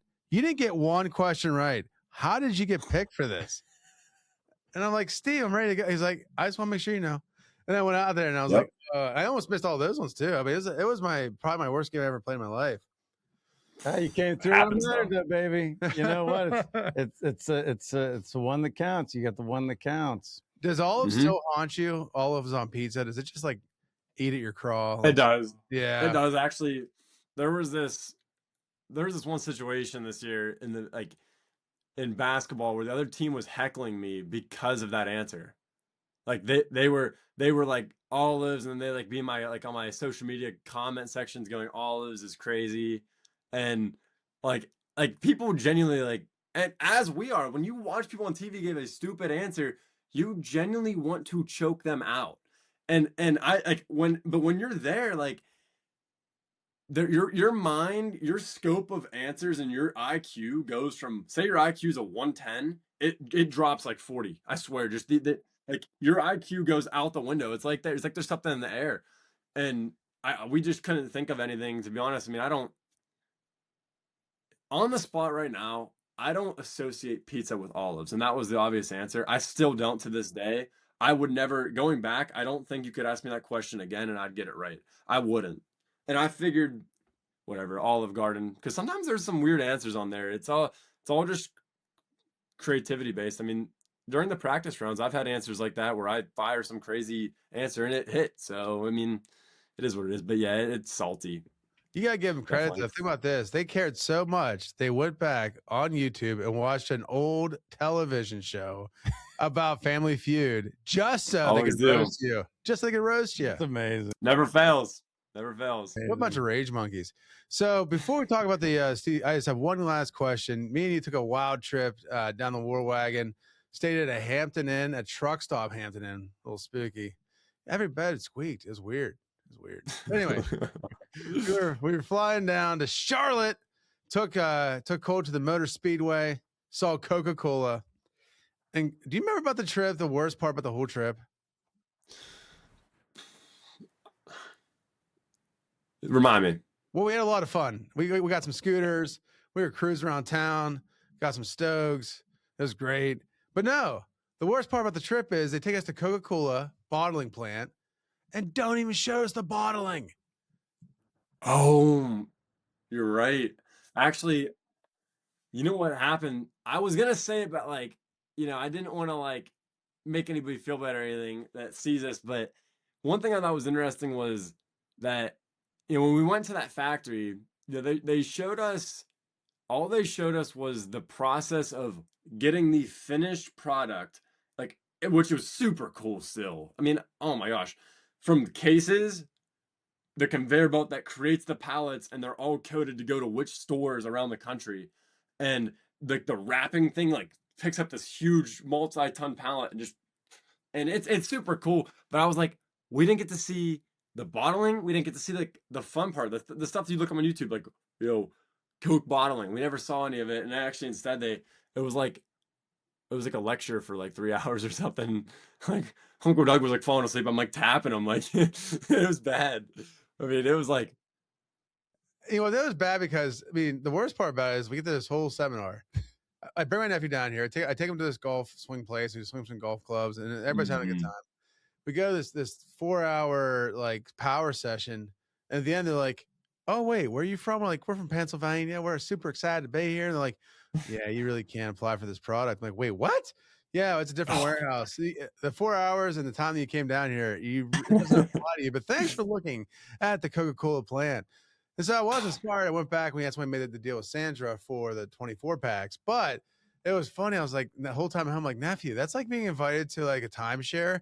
And then you're like, okay, I'm ready to buy the timeshare. And they're like, oh, Sure. you don't have enough credit for this one, buddy. Keep trying though. One of these days we'll let you in. That is true, though. That's a good point. Crazy. That all is funny, but that did start because we had a bad relationship with Coke. We really did. We had a bad relationship for a long time with Coke. They were very arrogant towards us, in our opinion. There was not a lot of communication. The deals we were given weren't very strong. No extra promotions, no extra giveaways. You know, they weren't taking advantage of our social media at all. That was like that trip was a changing of the guard when it came to our relationship with Coke. So you guys, your efforts weren't for naught. I mean, but that Yeah. is wild to go to the biggest Coke bottling plant and not see the bottling. It's unreal. That's Yeah. wild. And cool thing for an uncle. Yeah. Talk about the cool fun flex time. We took Nephew to the driving range, and what was that? What's the golf place we went to? The PGA store, I think. Yeah, PGA Superstore. It's like heaven. So Nephew's going around looking at different clubs and such, and then he goes up to the driving thing, and I mean, I fell asleep in the chair. He was there for 2 hours, and like my hands had like I still have like blister marks from that night. And that and the guy was super cool. He was super cool, and he's like, "Hey, you like that club?" He was like, "Yeah." And I'm like, "Is that the club?" And like I got to the point it was 2 hours, and I'm like, "He's like, yeah." I'm like, "Oh, is that the club?" He's like, "Yeah, it's the club." I'm like, "Wrap it. Let's get out of here." He's like, wrap it up. And I didn't even know I was getting a club that day. But I'm like, all right, that's just how we roll. It's like these guys are messing around, slapping the clown for 2 hours. I'm just trying to get a golf club. Your whole goal was to buy your nephew a golf I always wanted to club. buy the man a golf club, but you're not a golfer, so 2 hours in there, you might as well have been. You could have been anywhere. Like I was at the nail salon. yeah, I mean, yeah. Anywhere. I mean, you know, that's what's part of being a family, though. It's part of being an uncle. Sometimes you just do. He made me earn it though. I had to watch 2 hours of swinging. I mean, Ding, ding, ding. well, it's hardcore. He was dedicated. A couple other guys I know. Then he started teaching the guy how to use the club. He's like, Oh, the little pap came out. oh yeah. He's like, listen, pal, I want to put that head with this shaft. There's way too much live. You need to get the other shaft out here. He's like, I don't have it. He's like, well, find it. There is some. Yeah, that's right. I see pap come out in him a lot. There's some pap in He's him. a little bit of spice. Yeah, a little bit of ginger. So let's change gears a little bit. You know, you're 19, and well, no, you're not even 19 yet. How are you not 19 yet? Anyway, no. I mean, it just seems like your sister's 21. You're involved with a lot of things. I don't understand. But anyways, okay, so you're not even 19. That makes it even better. Not even 19 years old. You weren't even 17 years old. You had, what most kids would consider kind of a gravy train. As far as like, let's face it, as a guy, as a kid your age, trying to find a job is not easy. I mean, before Pat bought the store, when I was like 16, 17, Uncle Doug was too young at the time. But when I was 16, 17, I was car detailing for a while a guy was on leave. He came back and I was bumped. I did, various little like, odd jobs on the side, mowing and stuff like that, but nothing really stuck. It was hard for me. And I mean, I was decently connected around the town and stuff, but it was hard for me to find a job.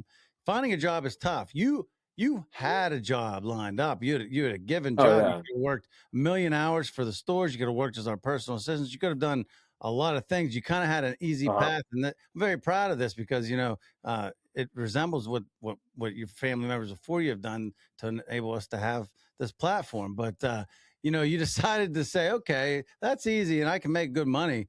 But no, I'm going to start a new business and I'm going to figure it out. And I'm going to do all this work and I'm going to have employees and I might not make any money. I might make money. Like you took the risk and, very proud of that. But like, why did you what made you decide to do that when you had to, at least an easy path to getting a job? Well, the thing is this, I was sitting in class one day and AI is now taking over. I mean, everybody should be using AI for their business and stuff like that and just for their life. Really, it's a tool. And I was experimenting with it and like I was just kind of looking down the road of how much money do I want? How much money do I want for myself? How much money do I want to possibly invest? All that. And I kind of was calculating up and being like, there's ways to get more. Like just thinking of just like crafty ways, seeing online, like, flipping products, this, that. and I just started asking AI. I was like, AI, I was kind of picking AI's fake brain about ways to make money, and it led me to, food sales. And then I had AI build the entire business. This logo was AI, this logo is AI, the name is AI. The idea to like the only thing that's not AI is the recipe was mom's, and the idea to sell cheesesteaks was mom's. At first I was gonna do sausages, but then we were like, you know what, cheesesteaks is a little bit more like, of a premium product. It's a little bit more of something you don't see all the time. But the real idea behind the idea to start my own business was just simply, I want more money. like, like there's no like, I'm not gonna give you some like, when I grew up, cheesesteaks was my passion. No, I'm not even like a big cheesesteak guy. I just like money. I love it. And I love it. and AI told me what to do. I said, all right, let me give it a try, and it's been working out, and I'm excited for year 2. It's funny when you talk about the cheesesteaks, that basically is created by your brother does the same. On a funny side note, your brother treats AI like it's a therapist and life coach. He's like, so Yeah. here's all my problems. How do I fix it? And it's like, stop being a grocer. And he's like, I can't do that. How else do I do it? Yes. Oh yeah. And I'm like, Ryan, I could tell you that. He's like, no, it's not the same. AI knows all. My AI history, like people, like if you want to know things about me that like you would never find out or like you never expect, look at my AI search history or like my AI talk history. You'd be like what is going on in this kid's mind? Like what is he thinking about? Like what are these ideas that he's coming up with? Like it's seriously, it's kind of crazy. AI it can help you with anything, like every single thing. You can talk through it. You just have to know how to use it. Oh, agreed. And I think it's also funny that it's like almost like like an extra wife in the family. So like when you guys get in fights, you're like, well, AI said this. And Ryan's like, well, my AI said this. And I'm like, wait a minute. Right now, No, there was no humans in the room. No, I've used it too, and actually there's a funny story. So my girlfriend, one time we were getting in an argument over something, like it's just something casual, and I'm trying to kind of BS my way out of it, and she ended up using AI, and just I couldn't beat it. Like I couldn't beat it. Like I genuinely couldn't beat it, and I ended up having to just like come clean and like take her to Starbucks or something because like like I was like, okay, oh, I can get away with this against her, but then she used AI, and I was like, and it's like, well, AI says that if you were to say that, you're trying to manipulate me, and I'm like, I guess you're right. I mean, you got me. You got me. Oh, man. But she's so cool. I mean, we laugh it off, and it's funny. Well, son, I hate to tell you this, but you come from a long line of men that are very attracted to the strongest-willed women, and that is a fact. I mean, grandmas, great-grandmas. I mean, your great-grandmother shot your great-grandfather in the tush rear end, the tush, with buckshot. I mean, and it just goes, you've seen some of the, your mom and I are in a good spot, but there's been some wars. Uncle Doug, Aunt Lindsay, she gets feisty. I mean, Nan is renowned. I mean, she's a fighter from way back. I mean, these women are strong. So, that's what keeps us coming back. I think we like the fight. I don't know. It's an interesting thing, but it's good to see that Aubrey's got. She comes from a long line of strong-willed, maybe future fact check. Yeah, she's a fact checker. Fact check. I love that. No, she's smart. I was like, about doing that, using AI to fight. You do it all the time with me. Do I? Yeah, I'll tell you something like this. Well, I talked to my AI, and it says you're just trying to manipulate me. Here, check this out. You guys will like this. I said, do you have to grease the skid loader every time? It says no.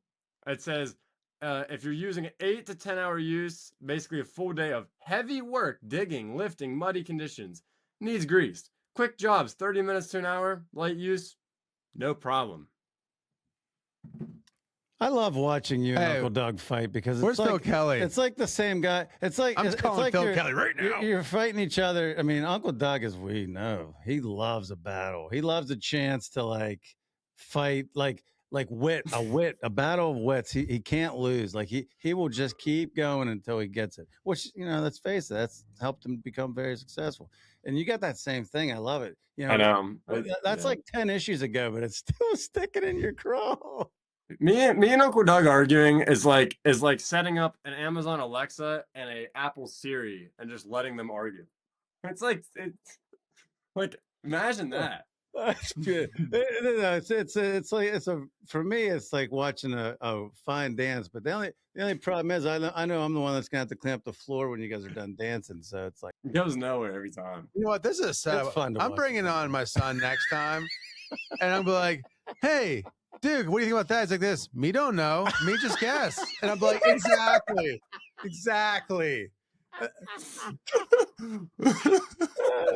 My God, I feel like it's a roast. He's the greatest. He's The roast of Uncle Doug. You know what? You My only God. roast people you love. Oh, that's right. I mean, you don't bring people up there to roast you. You know what? That's true. I That's, will the Burrows- say that's what the Burrows says about me all Well, the I time. don't think they're anything. Anyways, we won't talk about it. that's the risky thing about a podcast. You got to get into some real stuff. That's why I'm lucky I'm over here and I'm not there. It's true. Smart man. And you have 3 like very accessible exits. The one's kind of tall though. If you jumped on the one, it'd be tight. You know what? I Though? got a room escape is- ladder. We've talked about Oh, this. His you room do. is very good. It's designed for a defense. Oh yeah. I mean, who's going to be able to scale that The stairwell? stairwell and then focus on whatever it is they have to do at the top? I mean, he's in an area that's very easy to defend. Oh yeah, that's good. All we need now though, so we just get with that online. We can buy you one. It's the remote control for your thermostat, so you don't have to go downstairs anymore. Oh God. We'll have it upstairs for you, and then when your dad messes with it, he'd be like, "Oh, like alert on your phone." Oh, I'll give him a 5 minute. Well, you got a big season coming up. It's your second season of Steakout Cheesesteaks. The first year, I don't know where the exact ledger came, but I feel like for the first year, for all the initial expense that you have to do, for all the initial thoughts, for figuring out what events are good, what events are bad, trying to figure out your labor, all that kind of stuff, I feel like you came out pretty well, and you got a lot of items that you can use next year that you don't have to buy again. So a lot of good things there. Coming up from year 1 to year 2, what are the biggest adjustments that you've found as a business owner, that you're gonna, put into implement in the coming season? Well, I took your advice last year and I wrote down, like, as the season was going on, things, because you're just going to forget them if you don't kind of take notes on things that went wrong. But, ChatGPT is great and all, figuring out how to do it. But then when you're actually in the arena, it's completely different. And you come up with things, little details that just you don't even think about. Like last year, I learned I have a grand list of the packing list for the trailer to take to an event. And like, it's just so crucial. Every single thing you take is important. Like if you miss, it might be simple at the time, a box of gloves. But if you don't take your box of gloves, you show up. It's not like the store where you can just go out to aisle 5 and buy a box of gloves. Like you are screwed. And then you have to awkwardly ask other vendors. And it's just, But so just making sure that you have a really thorough list and you set yourself enough time, whether it's the day before or waking up early, set yourself enough time where you're not rushing, your heart's beating when you're packing your trailer, because you're going to mess up if you do that. I've been there and I learned it's better just be on time and be early as you can to set up. Don't push it off. You can't, there's certain things I learned, like you can push off doing your homework. You can push off, even in football, like even at the level that I was playing at and trying to get to, you can still push off a workout. You can push off that meal. But when it comes to business, you can't push anything off, or it's coming out of your pocket instantly and you can't avoid it. And I've learned that. And another thing I'm going to make the adjustment. I already kind of made that adjustment. That's one thing I really learned early. And then another thing is taking better care of your equipment, because even though it seems like, even though it seems like your stuff has durability, because whether it's steel or, it's like if it lasts all events, it's okay. But like, even the way you pack it in the trailer is important. I learned, even, these things right here, like the drink barrels and stuff, like, you don't even realize it, but just by the way you have it packed in your trailer, you can damage it. And that's just something that this year I don't want to spend $1 replacing stuff. I'm already replacing stuff this year that, I'm kind of guilty about having to replace, but I'm not gonna let that happen this year. And then another thing is Real quick, put me the last thing. I'm glad you said that, 'cause oh yeah. just like greasing a skid loader. Yeah. Well, that's a different thing. I mean, that's different. It's like saying you got to wash your hands after every single cheesesteak you make. That's not the case. You wash your hands every 30 minutes to an hour. You don't wash your hands every single cheesesteak, or else you're just wasting everybody's time. In my opinion, of course. And now, hey, it's your skid loader. Allegedly. Standard. No, so Standard's the standard. I had to bring it full circle. So what's the third thing that you prepare yourself? When I was thinking about this, your background of being heavily involved in sports at a very high level, dedicated, is there any crew members you're redshirting this year? Oh, well, I mean, even though they're my friends, which that's the awkward thing, like they're all my best friends, people that I would fight people for, like these guys. And the thing about it though, when it comes to business, I've made it vocally very clear when I have to, that like, listen, we're buddies. At the end of this night, we're gonna go home and play some poker. We're gonna kick back. But guess what? Right now, I'm your boss. I don't care if I'm 18. Like, you're gonna listen to me, or you're gone. Like, I've had to have those conversations, and they respect it and they understand. But it's really awkward sometimes when they're your friends. It's like it's just awkward to deal with. But few people, yeah. I mean, last year was their audition. And I've made that clear. And I have what I call and I've already contacted these guys I want to be my right hand man this year, the guys who are going to be getting those extra hours one-on-one with me, not at the event site but at the house, cleaning, preparing, slicing meat at the stores overnight. Those are going to be the guys that really impressed me last year, and they're going to get the extra hours. The other guys, there's nobody that's being laid off. I mean, but I mean, if it comes down to that, I will have to have those conversations, because young guys we get out of control sometimes, and we're in the booth, and you got guys saying, it's 5 hours into an event, they're losing their mind. We're in front of customers in an open tent. You got people dropping words you can't even describe, saying phrases about what they're gonna do. Oh, dude, like, no. Like, I was like, dude, if you say that again, I'm literally, you're gone. Like, I'm gonna fight you right here. Like, you cannot say that again. I mean, it gets rough. So yeah, that's definitely it's a dynamic that is awkward at times, but it's fun, and it works out. Well, you're setting your standards. You're setting your standards. Uncle Doug and Pap, when he took over the stores, he had to put his standards into place. We're still getting our standards. I don't think you ever stop. Nobody ever stops if you're in business. But you're trying to establish your standards of how you expect people to act, how you expect people to carry themselves, because basically anybody wearing your brand is representing you. So they have to act like you. They have to treat like you. Like, even with we'll go one more time. We're going to go to the dark place of the skid loader. Even with the skid loader, I mean, to what you actually said this, regardless of chat, regardless of whatever, it's Uncle Doug's skid loader. So, Yep. That's how it's going to end up going, and that's how business is. And that's good that you've identified that, because a lot of people, they kind of let what do they say, the chickens roll the roost or whatever. How do you say that, rooster? It's a good saying. I don't know how you say it. I felt the saying though. Yeah. I think everybody out there can understand. Yeah, I know what you mean. You can't let the inmates run the asylum, so to speak. You know what I mean? You got to. There's got to be a standard. And to be honest with you, the really good people, and I'm sure you found this already, the really good people, the best people that are working for you, they actually appreciate it. And they usually those people end up having the same natural standards as you anyways. So it lines up perfectly, and the other ones you kind of fade out. But what going back, going back, what was the third thing you said? There was one more thing that you learned that you're going to implement. You said about the equipment. You said about the different supplies on time. What was the last thing that you're gonna adjust for this year?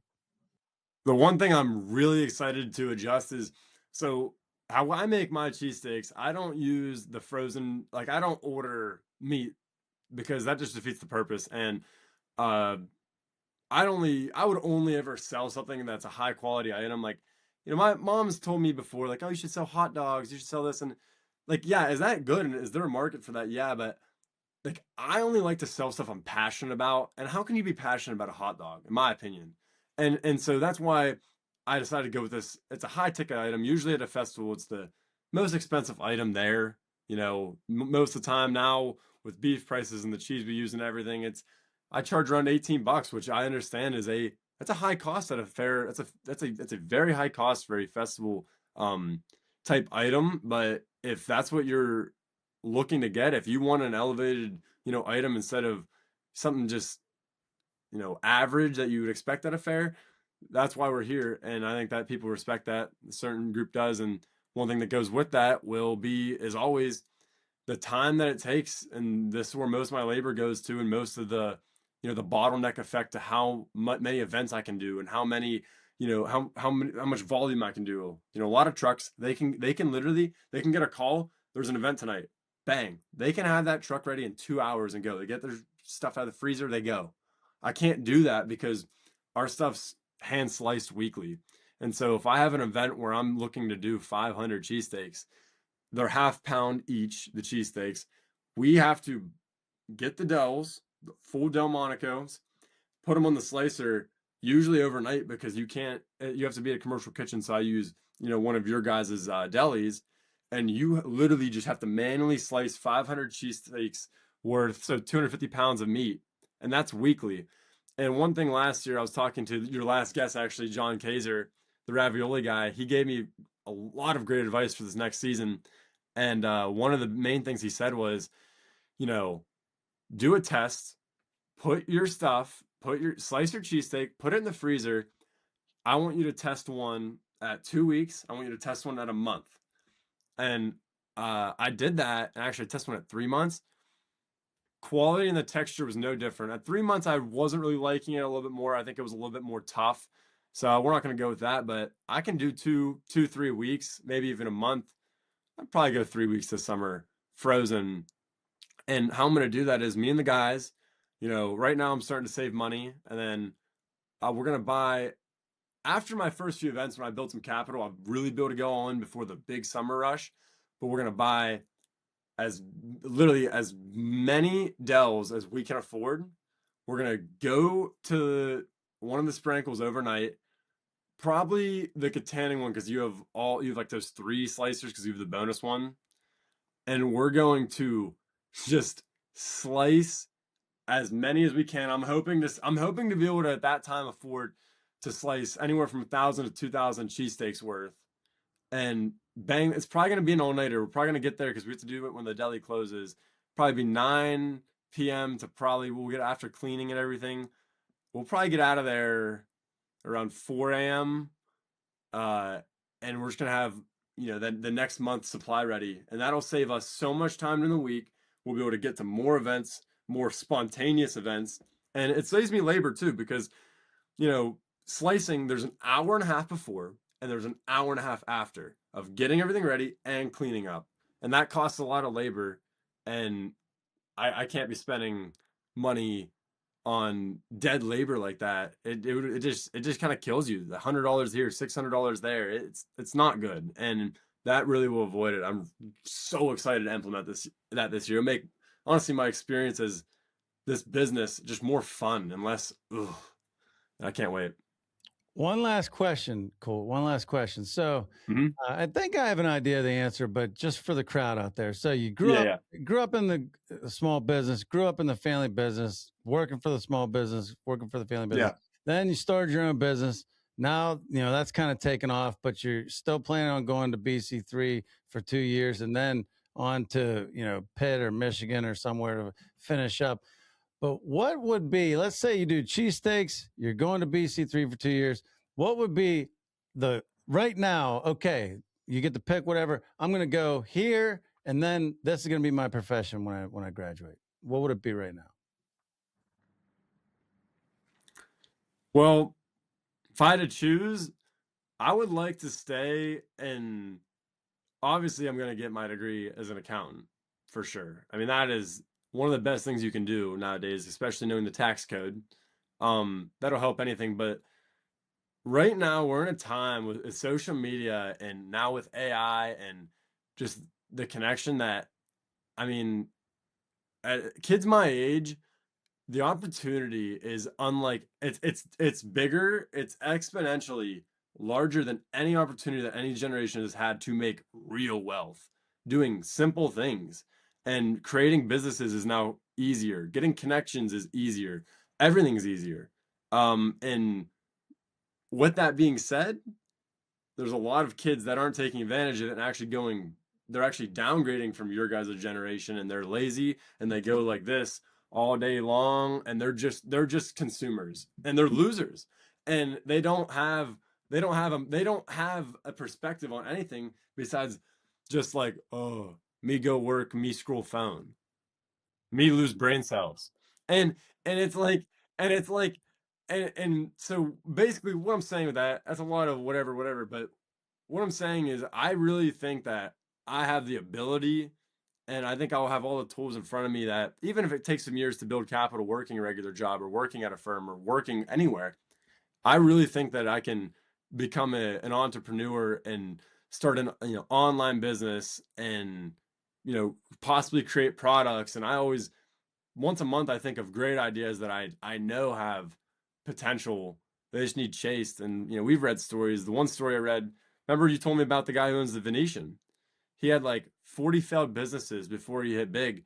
And I'm telling you, you can do that so much quicker and so much easier nowadays. And I think that's what I'm capable of doing. And then if not, of course, I mean, being an accountant is a great profession, and there's ways there's so many ways to get to the finish line nowadays, and I'm open to every single one of them right now. And I'm just excited really to keep feeling out the options.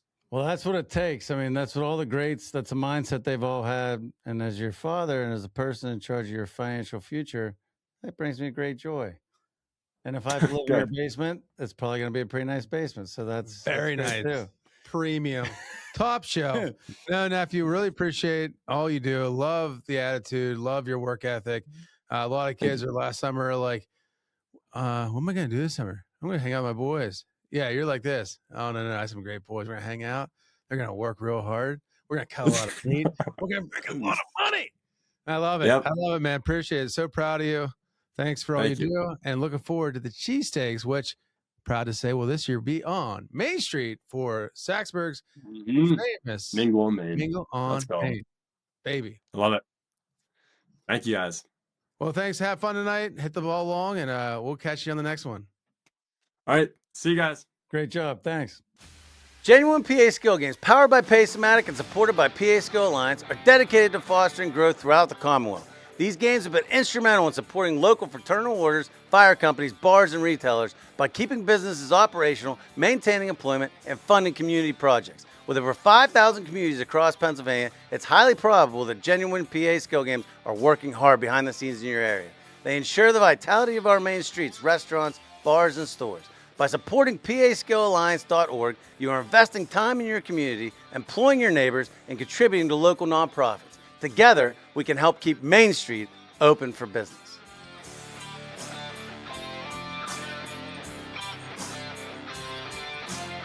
And now, retail stories from around the world. Guys, we head south of the border. And when people think of old Mexico, they think of deserts and some other issues and some, stuff. But guys, they are cutting edge on the grocery store game. La Comer, which is means eat it in Spanish, is the anti-Walmart of Mexico. What's crazy, guys? It's a high-end store. It's a grocer's. We're always looking for ways to get across, basically on our competitors. We're always trying to kind of create that edge. These guys did it. They had a chance at one time. So they had a big chain in Mexico, and they sold over 143 of their locations to their competitors and only kept 54 of the most profitable ones. And they basically make them, to call it a Wegmans is almost an insult. Like, this store is immaculate. It has parking garages. It has, even when you park outside, it has parking coverage. So like even your car doesn't get hot. The service is phenomenal. They have tapa bars. They have their big orange festival every year. The store is super clean. It's immaculate. It's something you'd see in like a Cranberry, Oakmont, like LA, like high-end store. And so they decide, you know what, we're not going to race everybody to the bottom here. We're going to focus on a high-end experience and create in our cities, we'll create these experiences for great customers. And, they have, what are some of the lessons we can take from that, Ryan, to, back home here? Well, the one thing I thought was interesting from reading about this is we've done it without really realizing it. We've done it. I mean, think about it. We had as many as 7 stores at one time, and we, have cut back. We've cut back to now the 3 most profitable, best locations. 2 of them are pretty small footprints, 10,000, 15,000 square feet. Even Saxonburg at 25,000 is no like behemoth. No. I mean, it's so, we have 3 very nimble, very small locations. And just like them, we focus on perishable, and we're focusing on pushing perishable because perishable is where you can still be competitively priced, have a competitive advantage.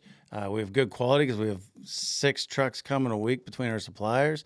And so we have all kinds of advantages there. So we're pressing that advantage, and also even selling it at or below the competition, you're able to have a good enough profit margin to offset the lack of volume in your store, the lack of sales. So, I mean, it's funny when I looked at this, I'm like, okay, good. Maybe we're on the right track because we're literally doing the same thing, just on a smaller scale, obviously, with as many locations. But it's kind of cool. It was cool for me reading this because it kind of gave credence to our game plan. Oh, 100%. And it's interesting. In Mexico, people ask, hey, you going grocery shopping or are you going to La Comer? I think we have the same effect. People say, you're going to Sprankles. And when people ask that, it's never usually about grocery shopping. It's about, hey, I'm going to go to the restaurant. I'm going to go play some skill games. I'm going to go see Chef over in Sushi. Like, Nephew talked about Chef. That's just one of his favorite things. Get it a little roll. There's just so much you can do. But it's amazing that even like when you think of our little tiny bubble of America, elsewhere, there's some crazy cool things happening in the grocery game. A lot of us can learn from and continue to improve upon. So, I'm not saying we're going to have tapas anytime soon or bottles of wine with tapas. Can you imagine drinking a bottle of wine, eating tapas? That'd be great in a grocery store. That sounds pretty good. You can eat some Korean food and drink some Grist House beer, currently in Saxonburg. But how cool would that be? Sounds pretty good. So it's an idea. Just an idea. Might not be a bad idea. So, guys, as friends of ours here at the Checked Out Podcast, we support great grocery stores like La Comer. Heck yeah. So, Ryan. Viva Mexico. Is that how you say it? Yeah. It's French. You just blended it, but I love it. I love it. Yeah. Live it. Yeah. Just live it. Live Mexico. Go Mexico. I do like Mexico. Is that your team for FIFA? Yeah, World why Cup? not? I liked Mexico when I was at the Little League World Series. I like that. That's how I rooted for. Might be a sign. I mean, they're a North American team, So you guys had it. I pick the United States. Ryan picks Mexico. See who goes further. Yeah. Drop some comments. Actually, I like Mexico. Let's do it. I'm going to go with it. I don't know anything about them, but I think they're going to do it.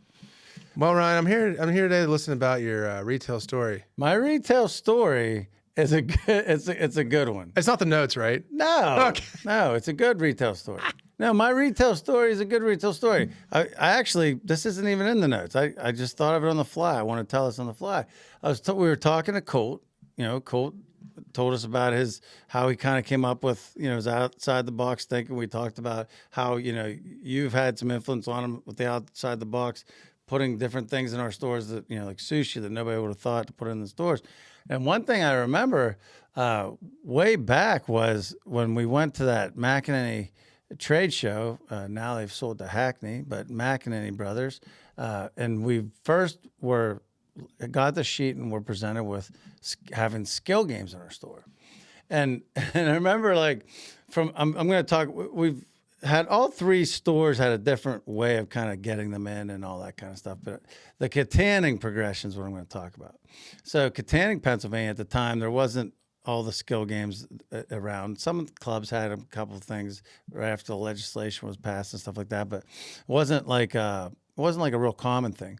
And so when I was presented with it at first, it's like, oh, well, okay, this is obviously a skill game. It's perfectly legal. Everything's good to go. It's different than a casino game, all this stuff. So all that checked. All those boxes were checked.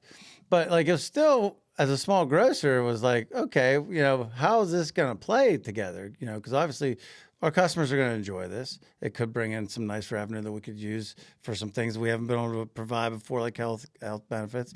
But at the same time, how is this going to happen? And I remember, especially Katanning, we have that 10,000 square foot box and it was like maxed out. I'm like, where are we going to put these things? But, at the time, we didn't have a ton of working capital. So it's not like, oh, let's try to build this massive new whatever. No. So I'll never forget. We literally looked at the store, and I said, Dad, it was when I first took over the store. Dad, Mom pretty much gave me flexibility, and I was like, well, let's just. We had the layout of the store was wild for a while there, as you know. But it was the old floor, the orange floor. Remember that orange floor?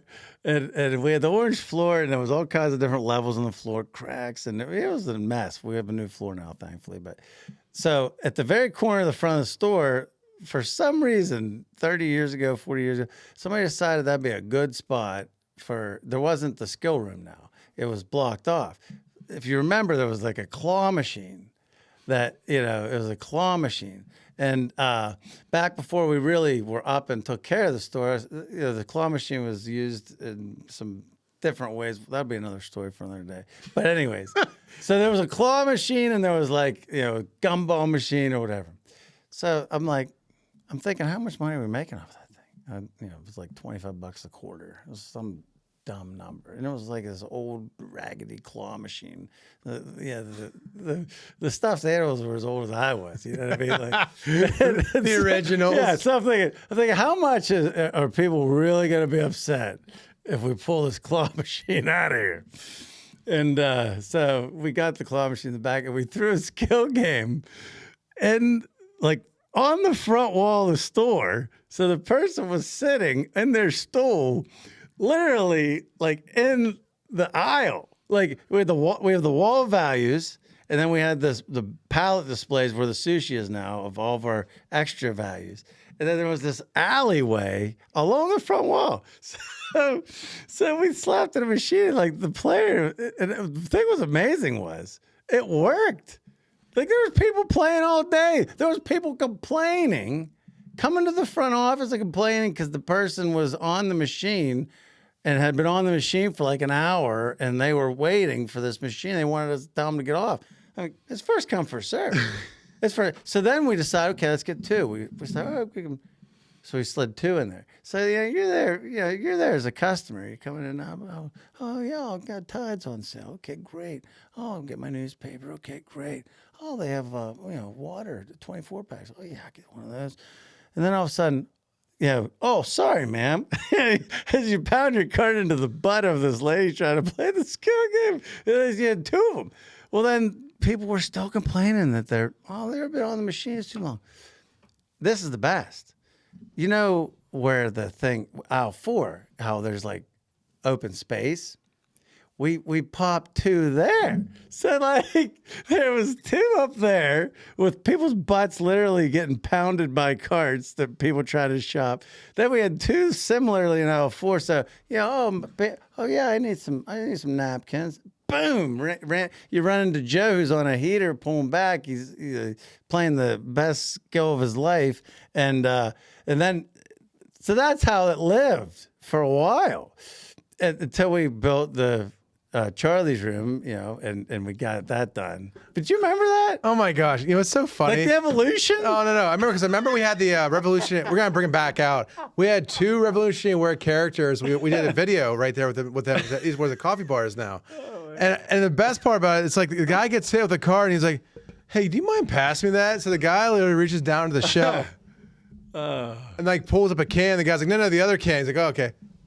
Like shopping over the guy playing skill games. Oh, I mean, it's funny. I had totally forgotten about that evolution, and for some reason, you and I's minds are the way the Sprankle family minds work was like wild. But for some reason, you and Colt talking about those ideas, it made me think about the evolution of it went from one skill game to then we have our room there, Charlie's room. And I was just like thinking, man, I got to tell this story because, I mean, it was just so crazy at the time because at that time, there weren't yet skill machines. There were skill machines in like American Legions, some fire halls, stuff like that. But you didn't see it a lot in grocery stores, especially small grocery stores. So, but all of a sudden, here we have one. So, it's just, and it was so out of place. Didn't make any sense. It just had these people playing in the middle of the paper towel aisle. Like, it was so funny. And looking back at it, it's like wild. At the time, it seemed like a good idea, but like the evolution of the skill games and the placement of them in the Catania store. I'm so glad I remembered that. And I just had to share with the crowd. Oh my God, it's so funny. So funny. But, hey, you know what isn't funny, but it's great? Retail trend. Guys, this week, we're in it. We're right in the middle of it. It is Steeler Nation full bore for the Steel City NFL draft. Retail surge in Pittsburgh is insane. Well, welcome back. But, we're super excited. It's a 2026 NFL draft. You see that it's going to be, they're thinking it's going to be close to 500,000 people influxed in town, a $213 million influx in revenue to all the small businesses, big businesses, everything in between. And it's going to be cool because the draft is here. No, it's really cool. I mean, this NFL is such a marketing machine. And I mean, let's face it, they have a product that everybody loves. They have the greatest reality show in the world. Is this scripted? Yeah, Doug with his conspiracy theories. I'm not going to let you kill my NFL. No, but it is. It's the greatest reality show in the world.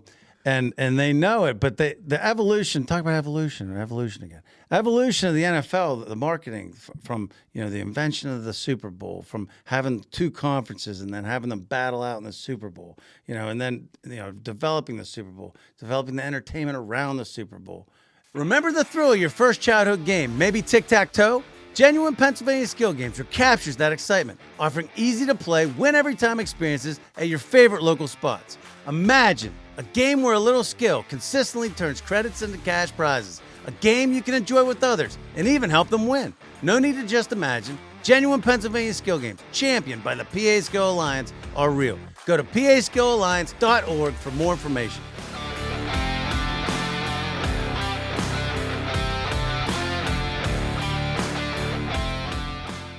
So, the NFL, the marketing is throughout the years from the development of the Super Bowl and bringing that up to speed, adding in the entertainment, the two conferences, everything has been just unbelievable. But it continues now.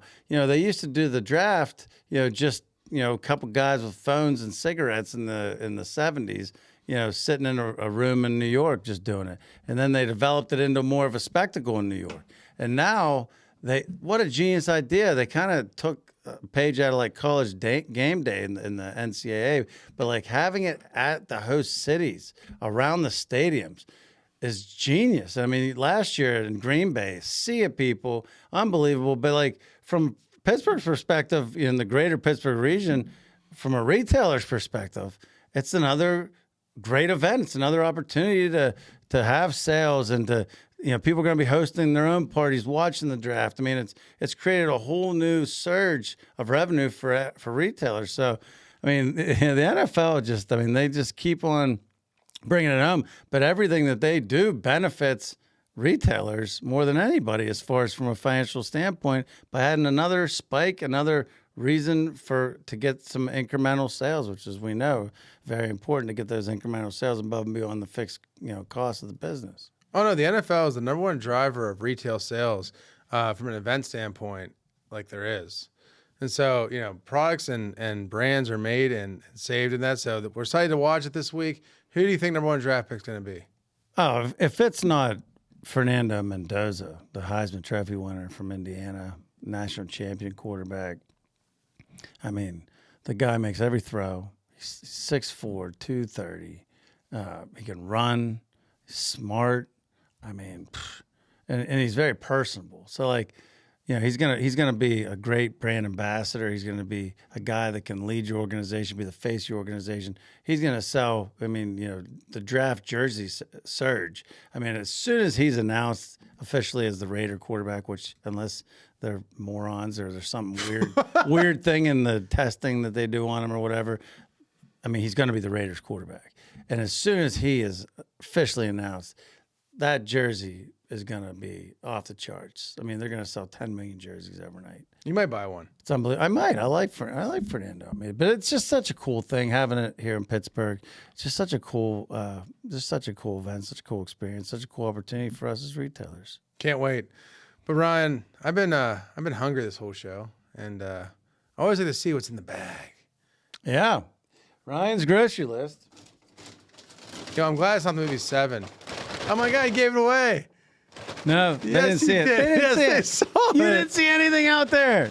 But while Ryan is over there shaking his bag, we're talking about the product here. Ooh, Utz Ripple. Good call. I love it. So it was founded by Bill and Sally Utz, pronounced in German as Utz. Bill actually quit his job at the shoe factory to start a business. They invested $300 back in 1921 to make hand-operated equipment in the kitchen to make these basically chips. They Cali cooked the chips into Bill, delivered them to local grocers and farmers markets in Hanover and Baltimore, Pennsylvania. If you guys aren't familiar, Hanover is a huge potato producer. They pulled about 50 pounds of chips per hour. For the context, now they produce over 3.3 million pounds of chips every single week. It wasn't until 1930 they outgrew their kitchen and built a small batch plant near their backyard. They bought automatic fryer. They bumped the production to 300 pounds an hour, a massive jump for the time. And then in 1938, FX Rice married Utz's daughter, Arlene, and joined the business. He eventually took over the president in 1968. Bill passed away. This kept the family DNA run and lasted through 4 generations. On the 50th anniversary, they expanded beyond the potato chip, adding pretzels and the popcorn line shortly after. Known for the iconic Utz girl, which you see right there on the package there. The girl in the bag was named as Sally, after the co-founder. Pop culture, you probably have seen her flirting with the Navy on the billboards. In Baltimore, only the most recognizable mascots in the snack world. You know, unbelievable. Again, these are not like sponsored. Nobody gives us money for this. Nobody sponsors. This is just stuff that we freaking like. I mean, and I love Utz. And I'll tell you, the first time I had it, because in Western PA, you know, it mentioned that Spike in the 2010s that went on a buying spree and became a national player. Before then, you could really only get it like Eastern PA, New Jersey, New York City. And the first time I saw it, I'll never forget, I finally got the chance to, I'm a big baseball fan, and I went to a Yankee game. And I'll never forget, I was at the Yankee game, and I was sitting in the upper deck of old Yankee Stadium. And if you're in the upper deck of old Yankee Stadium, it's scary, man. It was so steep. But I was looking, and they had an outfield banner. And I'm like, wow, that's a cool banner. It's a cool, like, it was this cut in the outfield. I'm like, that's neat. That's neat. And so I went and got some. I loved them. And then they kind of vanished because I couldn't get them out here. But I'll never forget when the first rep came into the store in Leechburg and said, hey, we're selling Utz. I'm like, oh. It was like, oh, we finally had them. And ever since, and now, I mean, it's such a huge seller. We have a great partnership, you know, with those guys and with the sales reps. But I mean, the product, the Ripple though, I love the Ripple. I mean, the Ripple's my favorite. Try some of that. This isn't my GLP-1 diet. That's all right. Why don't you ain't gonna hurt it? I mean, unbelievable. But yeah, item of the week, mine's grocery list. That's chips. I've been trying to watch my stuff too, but you know what? Hey, little cheat here and there, huh? You know, it's really funny. This whole segment was inspired by the fact that Ryan did one segment of mine, which is Ryan's weird bites, and he was eating beef liver. And he's like this, never again. I will pick my own food. I will eat my own food. It'll be my food. It's the stuff I like, man. I love good. it. I mean, you just had it. I mean, it's a very good chip. Oh, actually, yeah, it's a great chip. Yeah. It's one of my favorites. I like, though, the low salt version of the regular potato chip of Utz. I mean, that's the responsible thing to do, but like, I love that taste of just, Oh, It's like so good. yeah. Well, it's time for Doug's retail story of the week. What's the most expensive nap you ever had in your life? That's a funny question. I mean, that is a funny question. I mean, you know, you could go like, you could be that guy with the jokes. Oh, the first nap I took with my wife. I mean, you know what I mean? No, Ryan. I want you to hold that. Obviously, it's a joke, but I couldn't pass it. That was speaking of Yankees, that was left field, baby. No, I want to talk. So what? Keep that in your mind. I'm not sure what to do now. That's a good one. Guy just stole my mic. Sorry. You asked the question. That was a great answer. I'll go down in history as one of the best answers. Whew. Okay. Anyway, so the reason I asked that question is I take it back. This is literally a week ago. So I've been working too much every morning. Actually, 9 out of 10 mornings, I keep track of it. I get desk bombed by some crazy thing that can be controlled, that should have been controlled, that wasn't controlled. And I have to wake up at like 4, 5, 3 a.m. and go fix something. And no sleep patterns. It's been horrible. So I've been exhausted. So it was a Thursday night, and I'm like, you know what? Lindsay's going to be at her mom's. It's going to be great. I'm going to take a nap, and I'm going to get up. So I lay down. It's like 6 o'clock. I lay down, and all of a sudden I wake up at midnight, and I'm like, oh, I fell asleep. Missed the family time. Missed dinner. I feel better that, you know what, I'm just going to go to sleep because, everything's all right. My phone was dead. Didn't check it. I'm like, I probably should have checked it. Looking back. So I wake up, and it's now 4 a.m. and I see on my phone that, hey, Doug, we have an issue with the compressor. Now, for those who don't know, compressor racks, modern ones, are parallel systems. They have multiple compressors that run the entire store. So there's a computer that sits in the front end. It's about that big, and it tells you what's going on with your compressor rack if there's an issue. So I'm like, all right. I'm like, I guess there's an issue. So I'm like, hey, send me a picture. And they're like, okay. They sent me a picture. It said, error, 1 out of 11. And I'm like, now 1 out of 11, for those who don't know compressors, that means it is 5-alarm fire. It means the world's on fire. It means that you lost a lot of money already and it's already too late and everybody's going to die. Not really, but that's what it feels like. So I put my jeans on, I rip to the store, I go up, I check it, and sure enough, bam, all of rack B is cooked. And it's been out for a while. And I'm like going through the alarms, and I noticed, wait a minute. The first alarm was 6 o'clock last night. Wonder why I wasn't told these things. And then the alarm went away, but it came back on at 9, and there's 11 of them. Now our store closes at 9, so there was 2 opportunities I should have been notified of this alarm. Now, mind you, it's not like it's a cell phone snooze where you can do it 20 times and avoid work. This thing's like, death, death, death. Will Robinson, fire. Everybody's going to die. You better come fix me. Like, that's like what happens. So I go over to it, and I'm like, okay. So I call Fazio right away. I said, Fazio, I don't know, something really bad's happening. I'm not sure what to do to fix it. And so, and it happened to be it was Friday morning because it was before Easter, that it was going to be triple, quadruple overtime with Fazio Mechanical. So, and it's just because it's the way they negotiate the contract. So the guy shows up. He's like, hey, your condenser wire burned off the side of the condenser last night at 6 o'clock. And, your one case survived for a little bit because it used the other condenser. But, you're probably going to lose some product. And I'm like, oh. So I go over the entire ice cream, one section is cooked, $7,000 in ice cream. And I'm like, oh. So then I'm like, I'm like, and just like I talk about just like picking a restaurant. I don't have time to pick about why you feel you should pick the restaurant. Just pick a restaurant. I'm at this point making decisions, making moves, trying to get it back to normal. So the one Fazio guy is doing his thing. The next guy shows up and he's like, Doug, I'm gonna be straight with you. If we would have caught this last night, all this could have been avoided.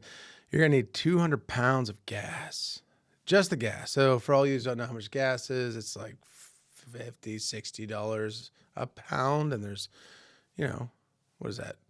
I don't know, thousands and thousands and thousands and thousands and thousands of dollars. Plus now there's 2 Fazio guys squarely looking at me. And I'm like, how did we not phone call Doug? So where's our role in the store? Like, to Ryan's point, like you can knock on the door. I won't answer if it's Bobby talking about Sally said this about him 5 weeks ago and they're breaking up, or there's a naked lady running through Saxonburg, like whatever it may be. I let that go. But this is like, I don't care if I'm having open heart surgery at the hospital. You have the guy smack me with adrenaline, wake me up for the 5 seconds, let me answer some questions, or call Ryan and put me back to sleep. So I did the calculations. Guess how much my nap was? I mean, I did the math on just the gas you lost, the leak, the low liquid. I mean, just quick math. I mean, that you probably have $11,000-$12,000 just in gas. So I mean, I'm gonna guess it. It had to be at least 15 grand. $22,000 in one night. Did you get the bill? Oh yeah, You got the bill already. bill. Oh, I got the bill. I saw the product loss, the time loss. Here's the sick part. My wife, love her, sweetest woman ever, cares for me deeply. Obviously, it's a lot to care for this guy. She got the call, and she said, he hasn't slept very well lately. I'm just going to let him sleep. it was really nice of her. Very nice of her. But I slept through a $20,000 phone call. You know, So that is my retail story of the week. $20,000 naparoonie. Nap. Think about, in perspective, like $20,000 is a heck of a vacation anywhere in the world. well, you want to get into retail, you got to be willing to not sleep. I mean, we just learned. I mean, you got to be basically willing to take calls between 2 a.m. and 10:30 p.m. And if you don't make yourself available to do that and you miss that low liquid level call, now one thing I will say is, and you've done the same thing since, I have a note, the girls are containing, and actually Shaylin, shout out Shaylin Reisman. I mean, she just did a great job with this. I had a low liquid level the other morning, like a couple weeks ago. I mean, I'm looking at probably a $7,500 bill. I can't wait. But anyways, getting past my mental situation. She did a great job because right away, saw it, low liquid, called Phasio Mechanical right away, then texted me, sent the picture to the main guy.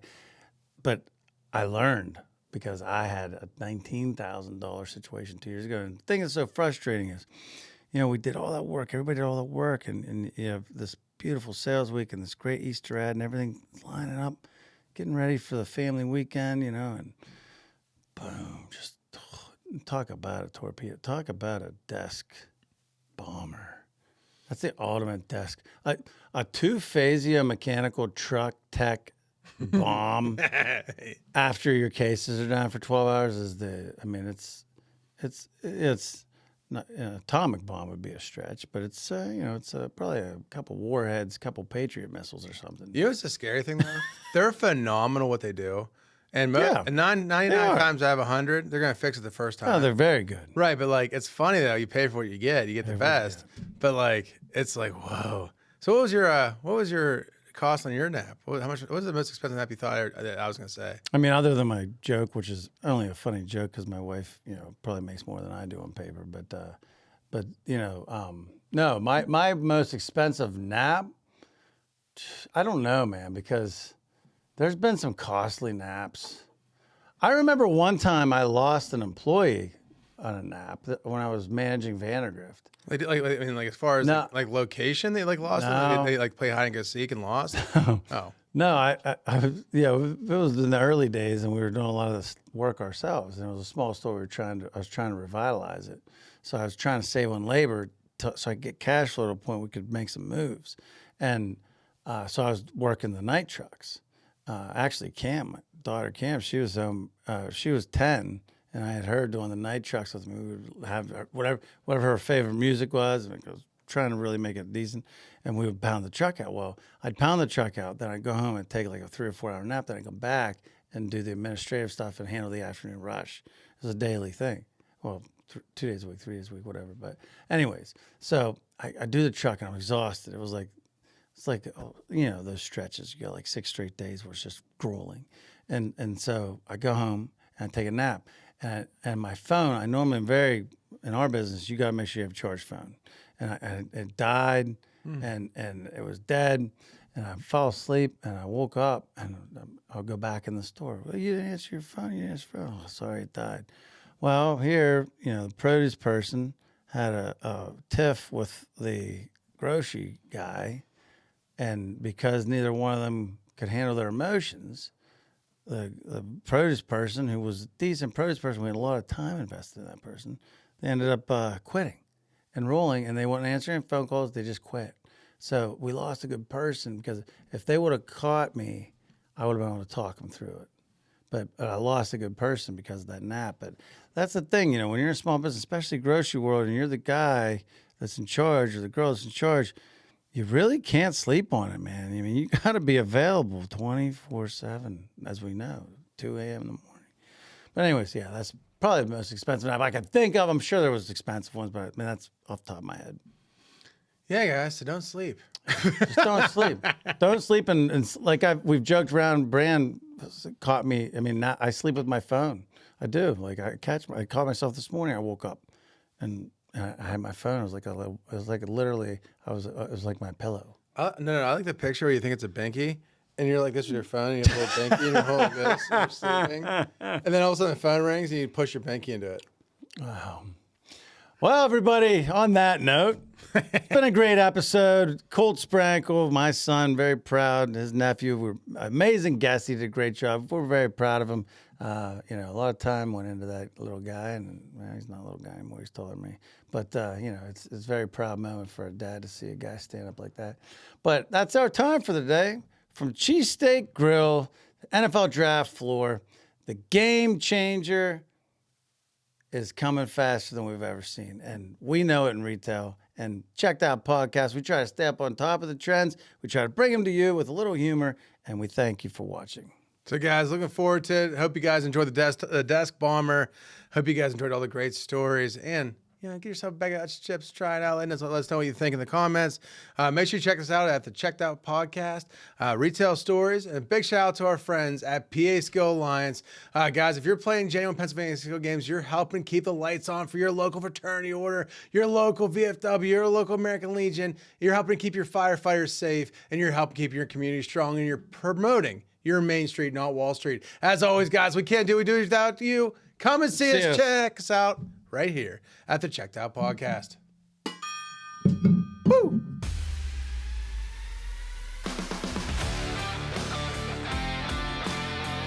Is there any broccoli? And he says, I forget the joke. I forget the rest of the joke. I forget the punch. What? Yeah. No. Punchline. It's great. It's a great one. This is the worst. You didn't write it down? No, I thought I'd remember. Okay, everybody. What is happening? I got the whole thing right. I just forgot the punchline. Wait.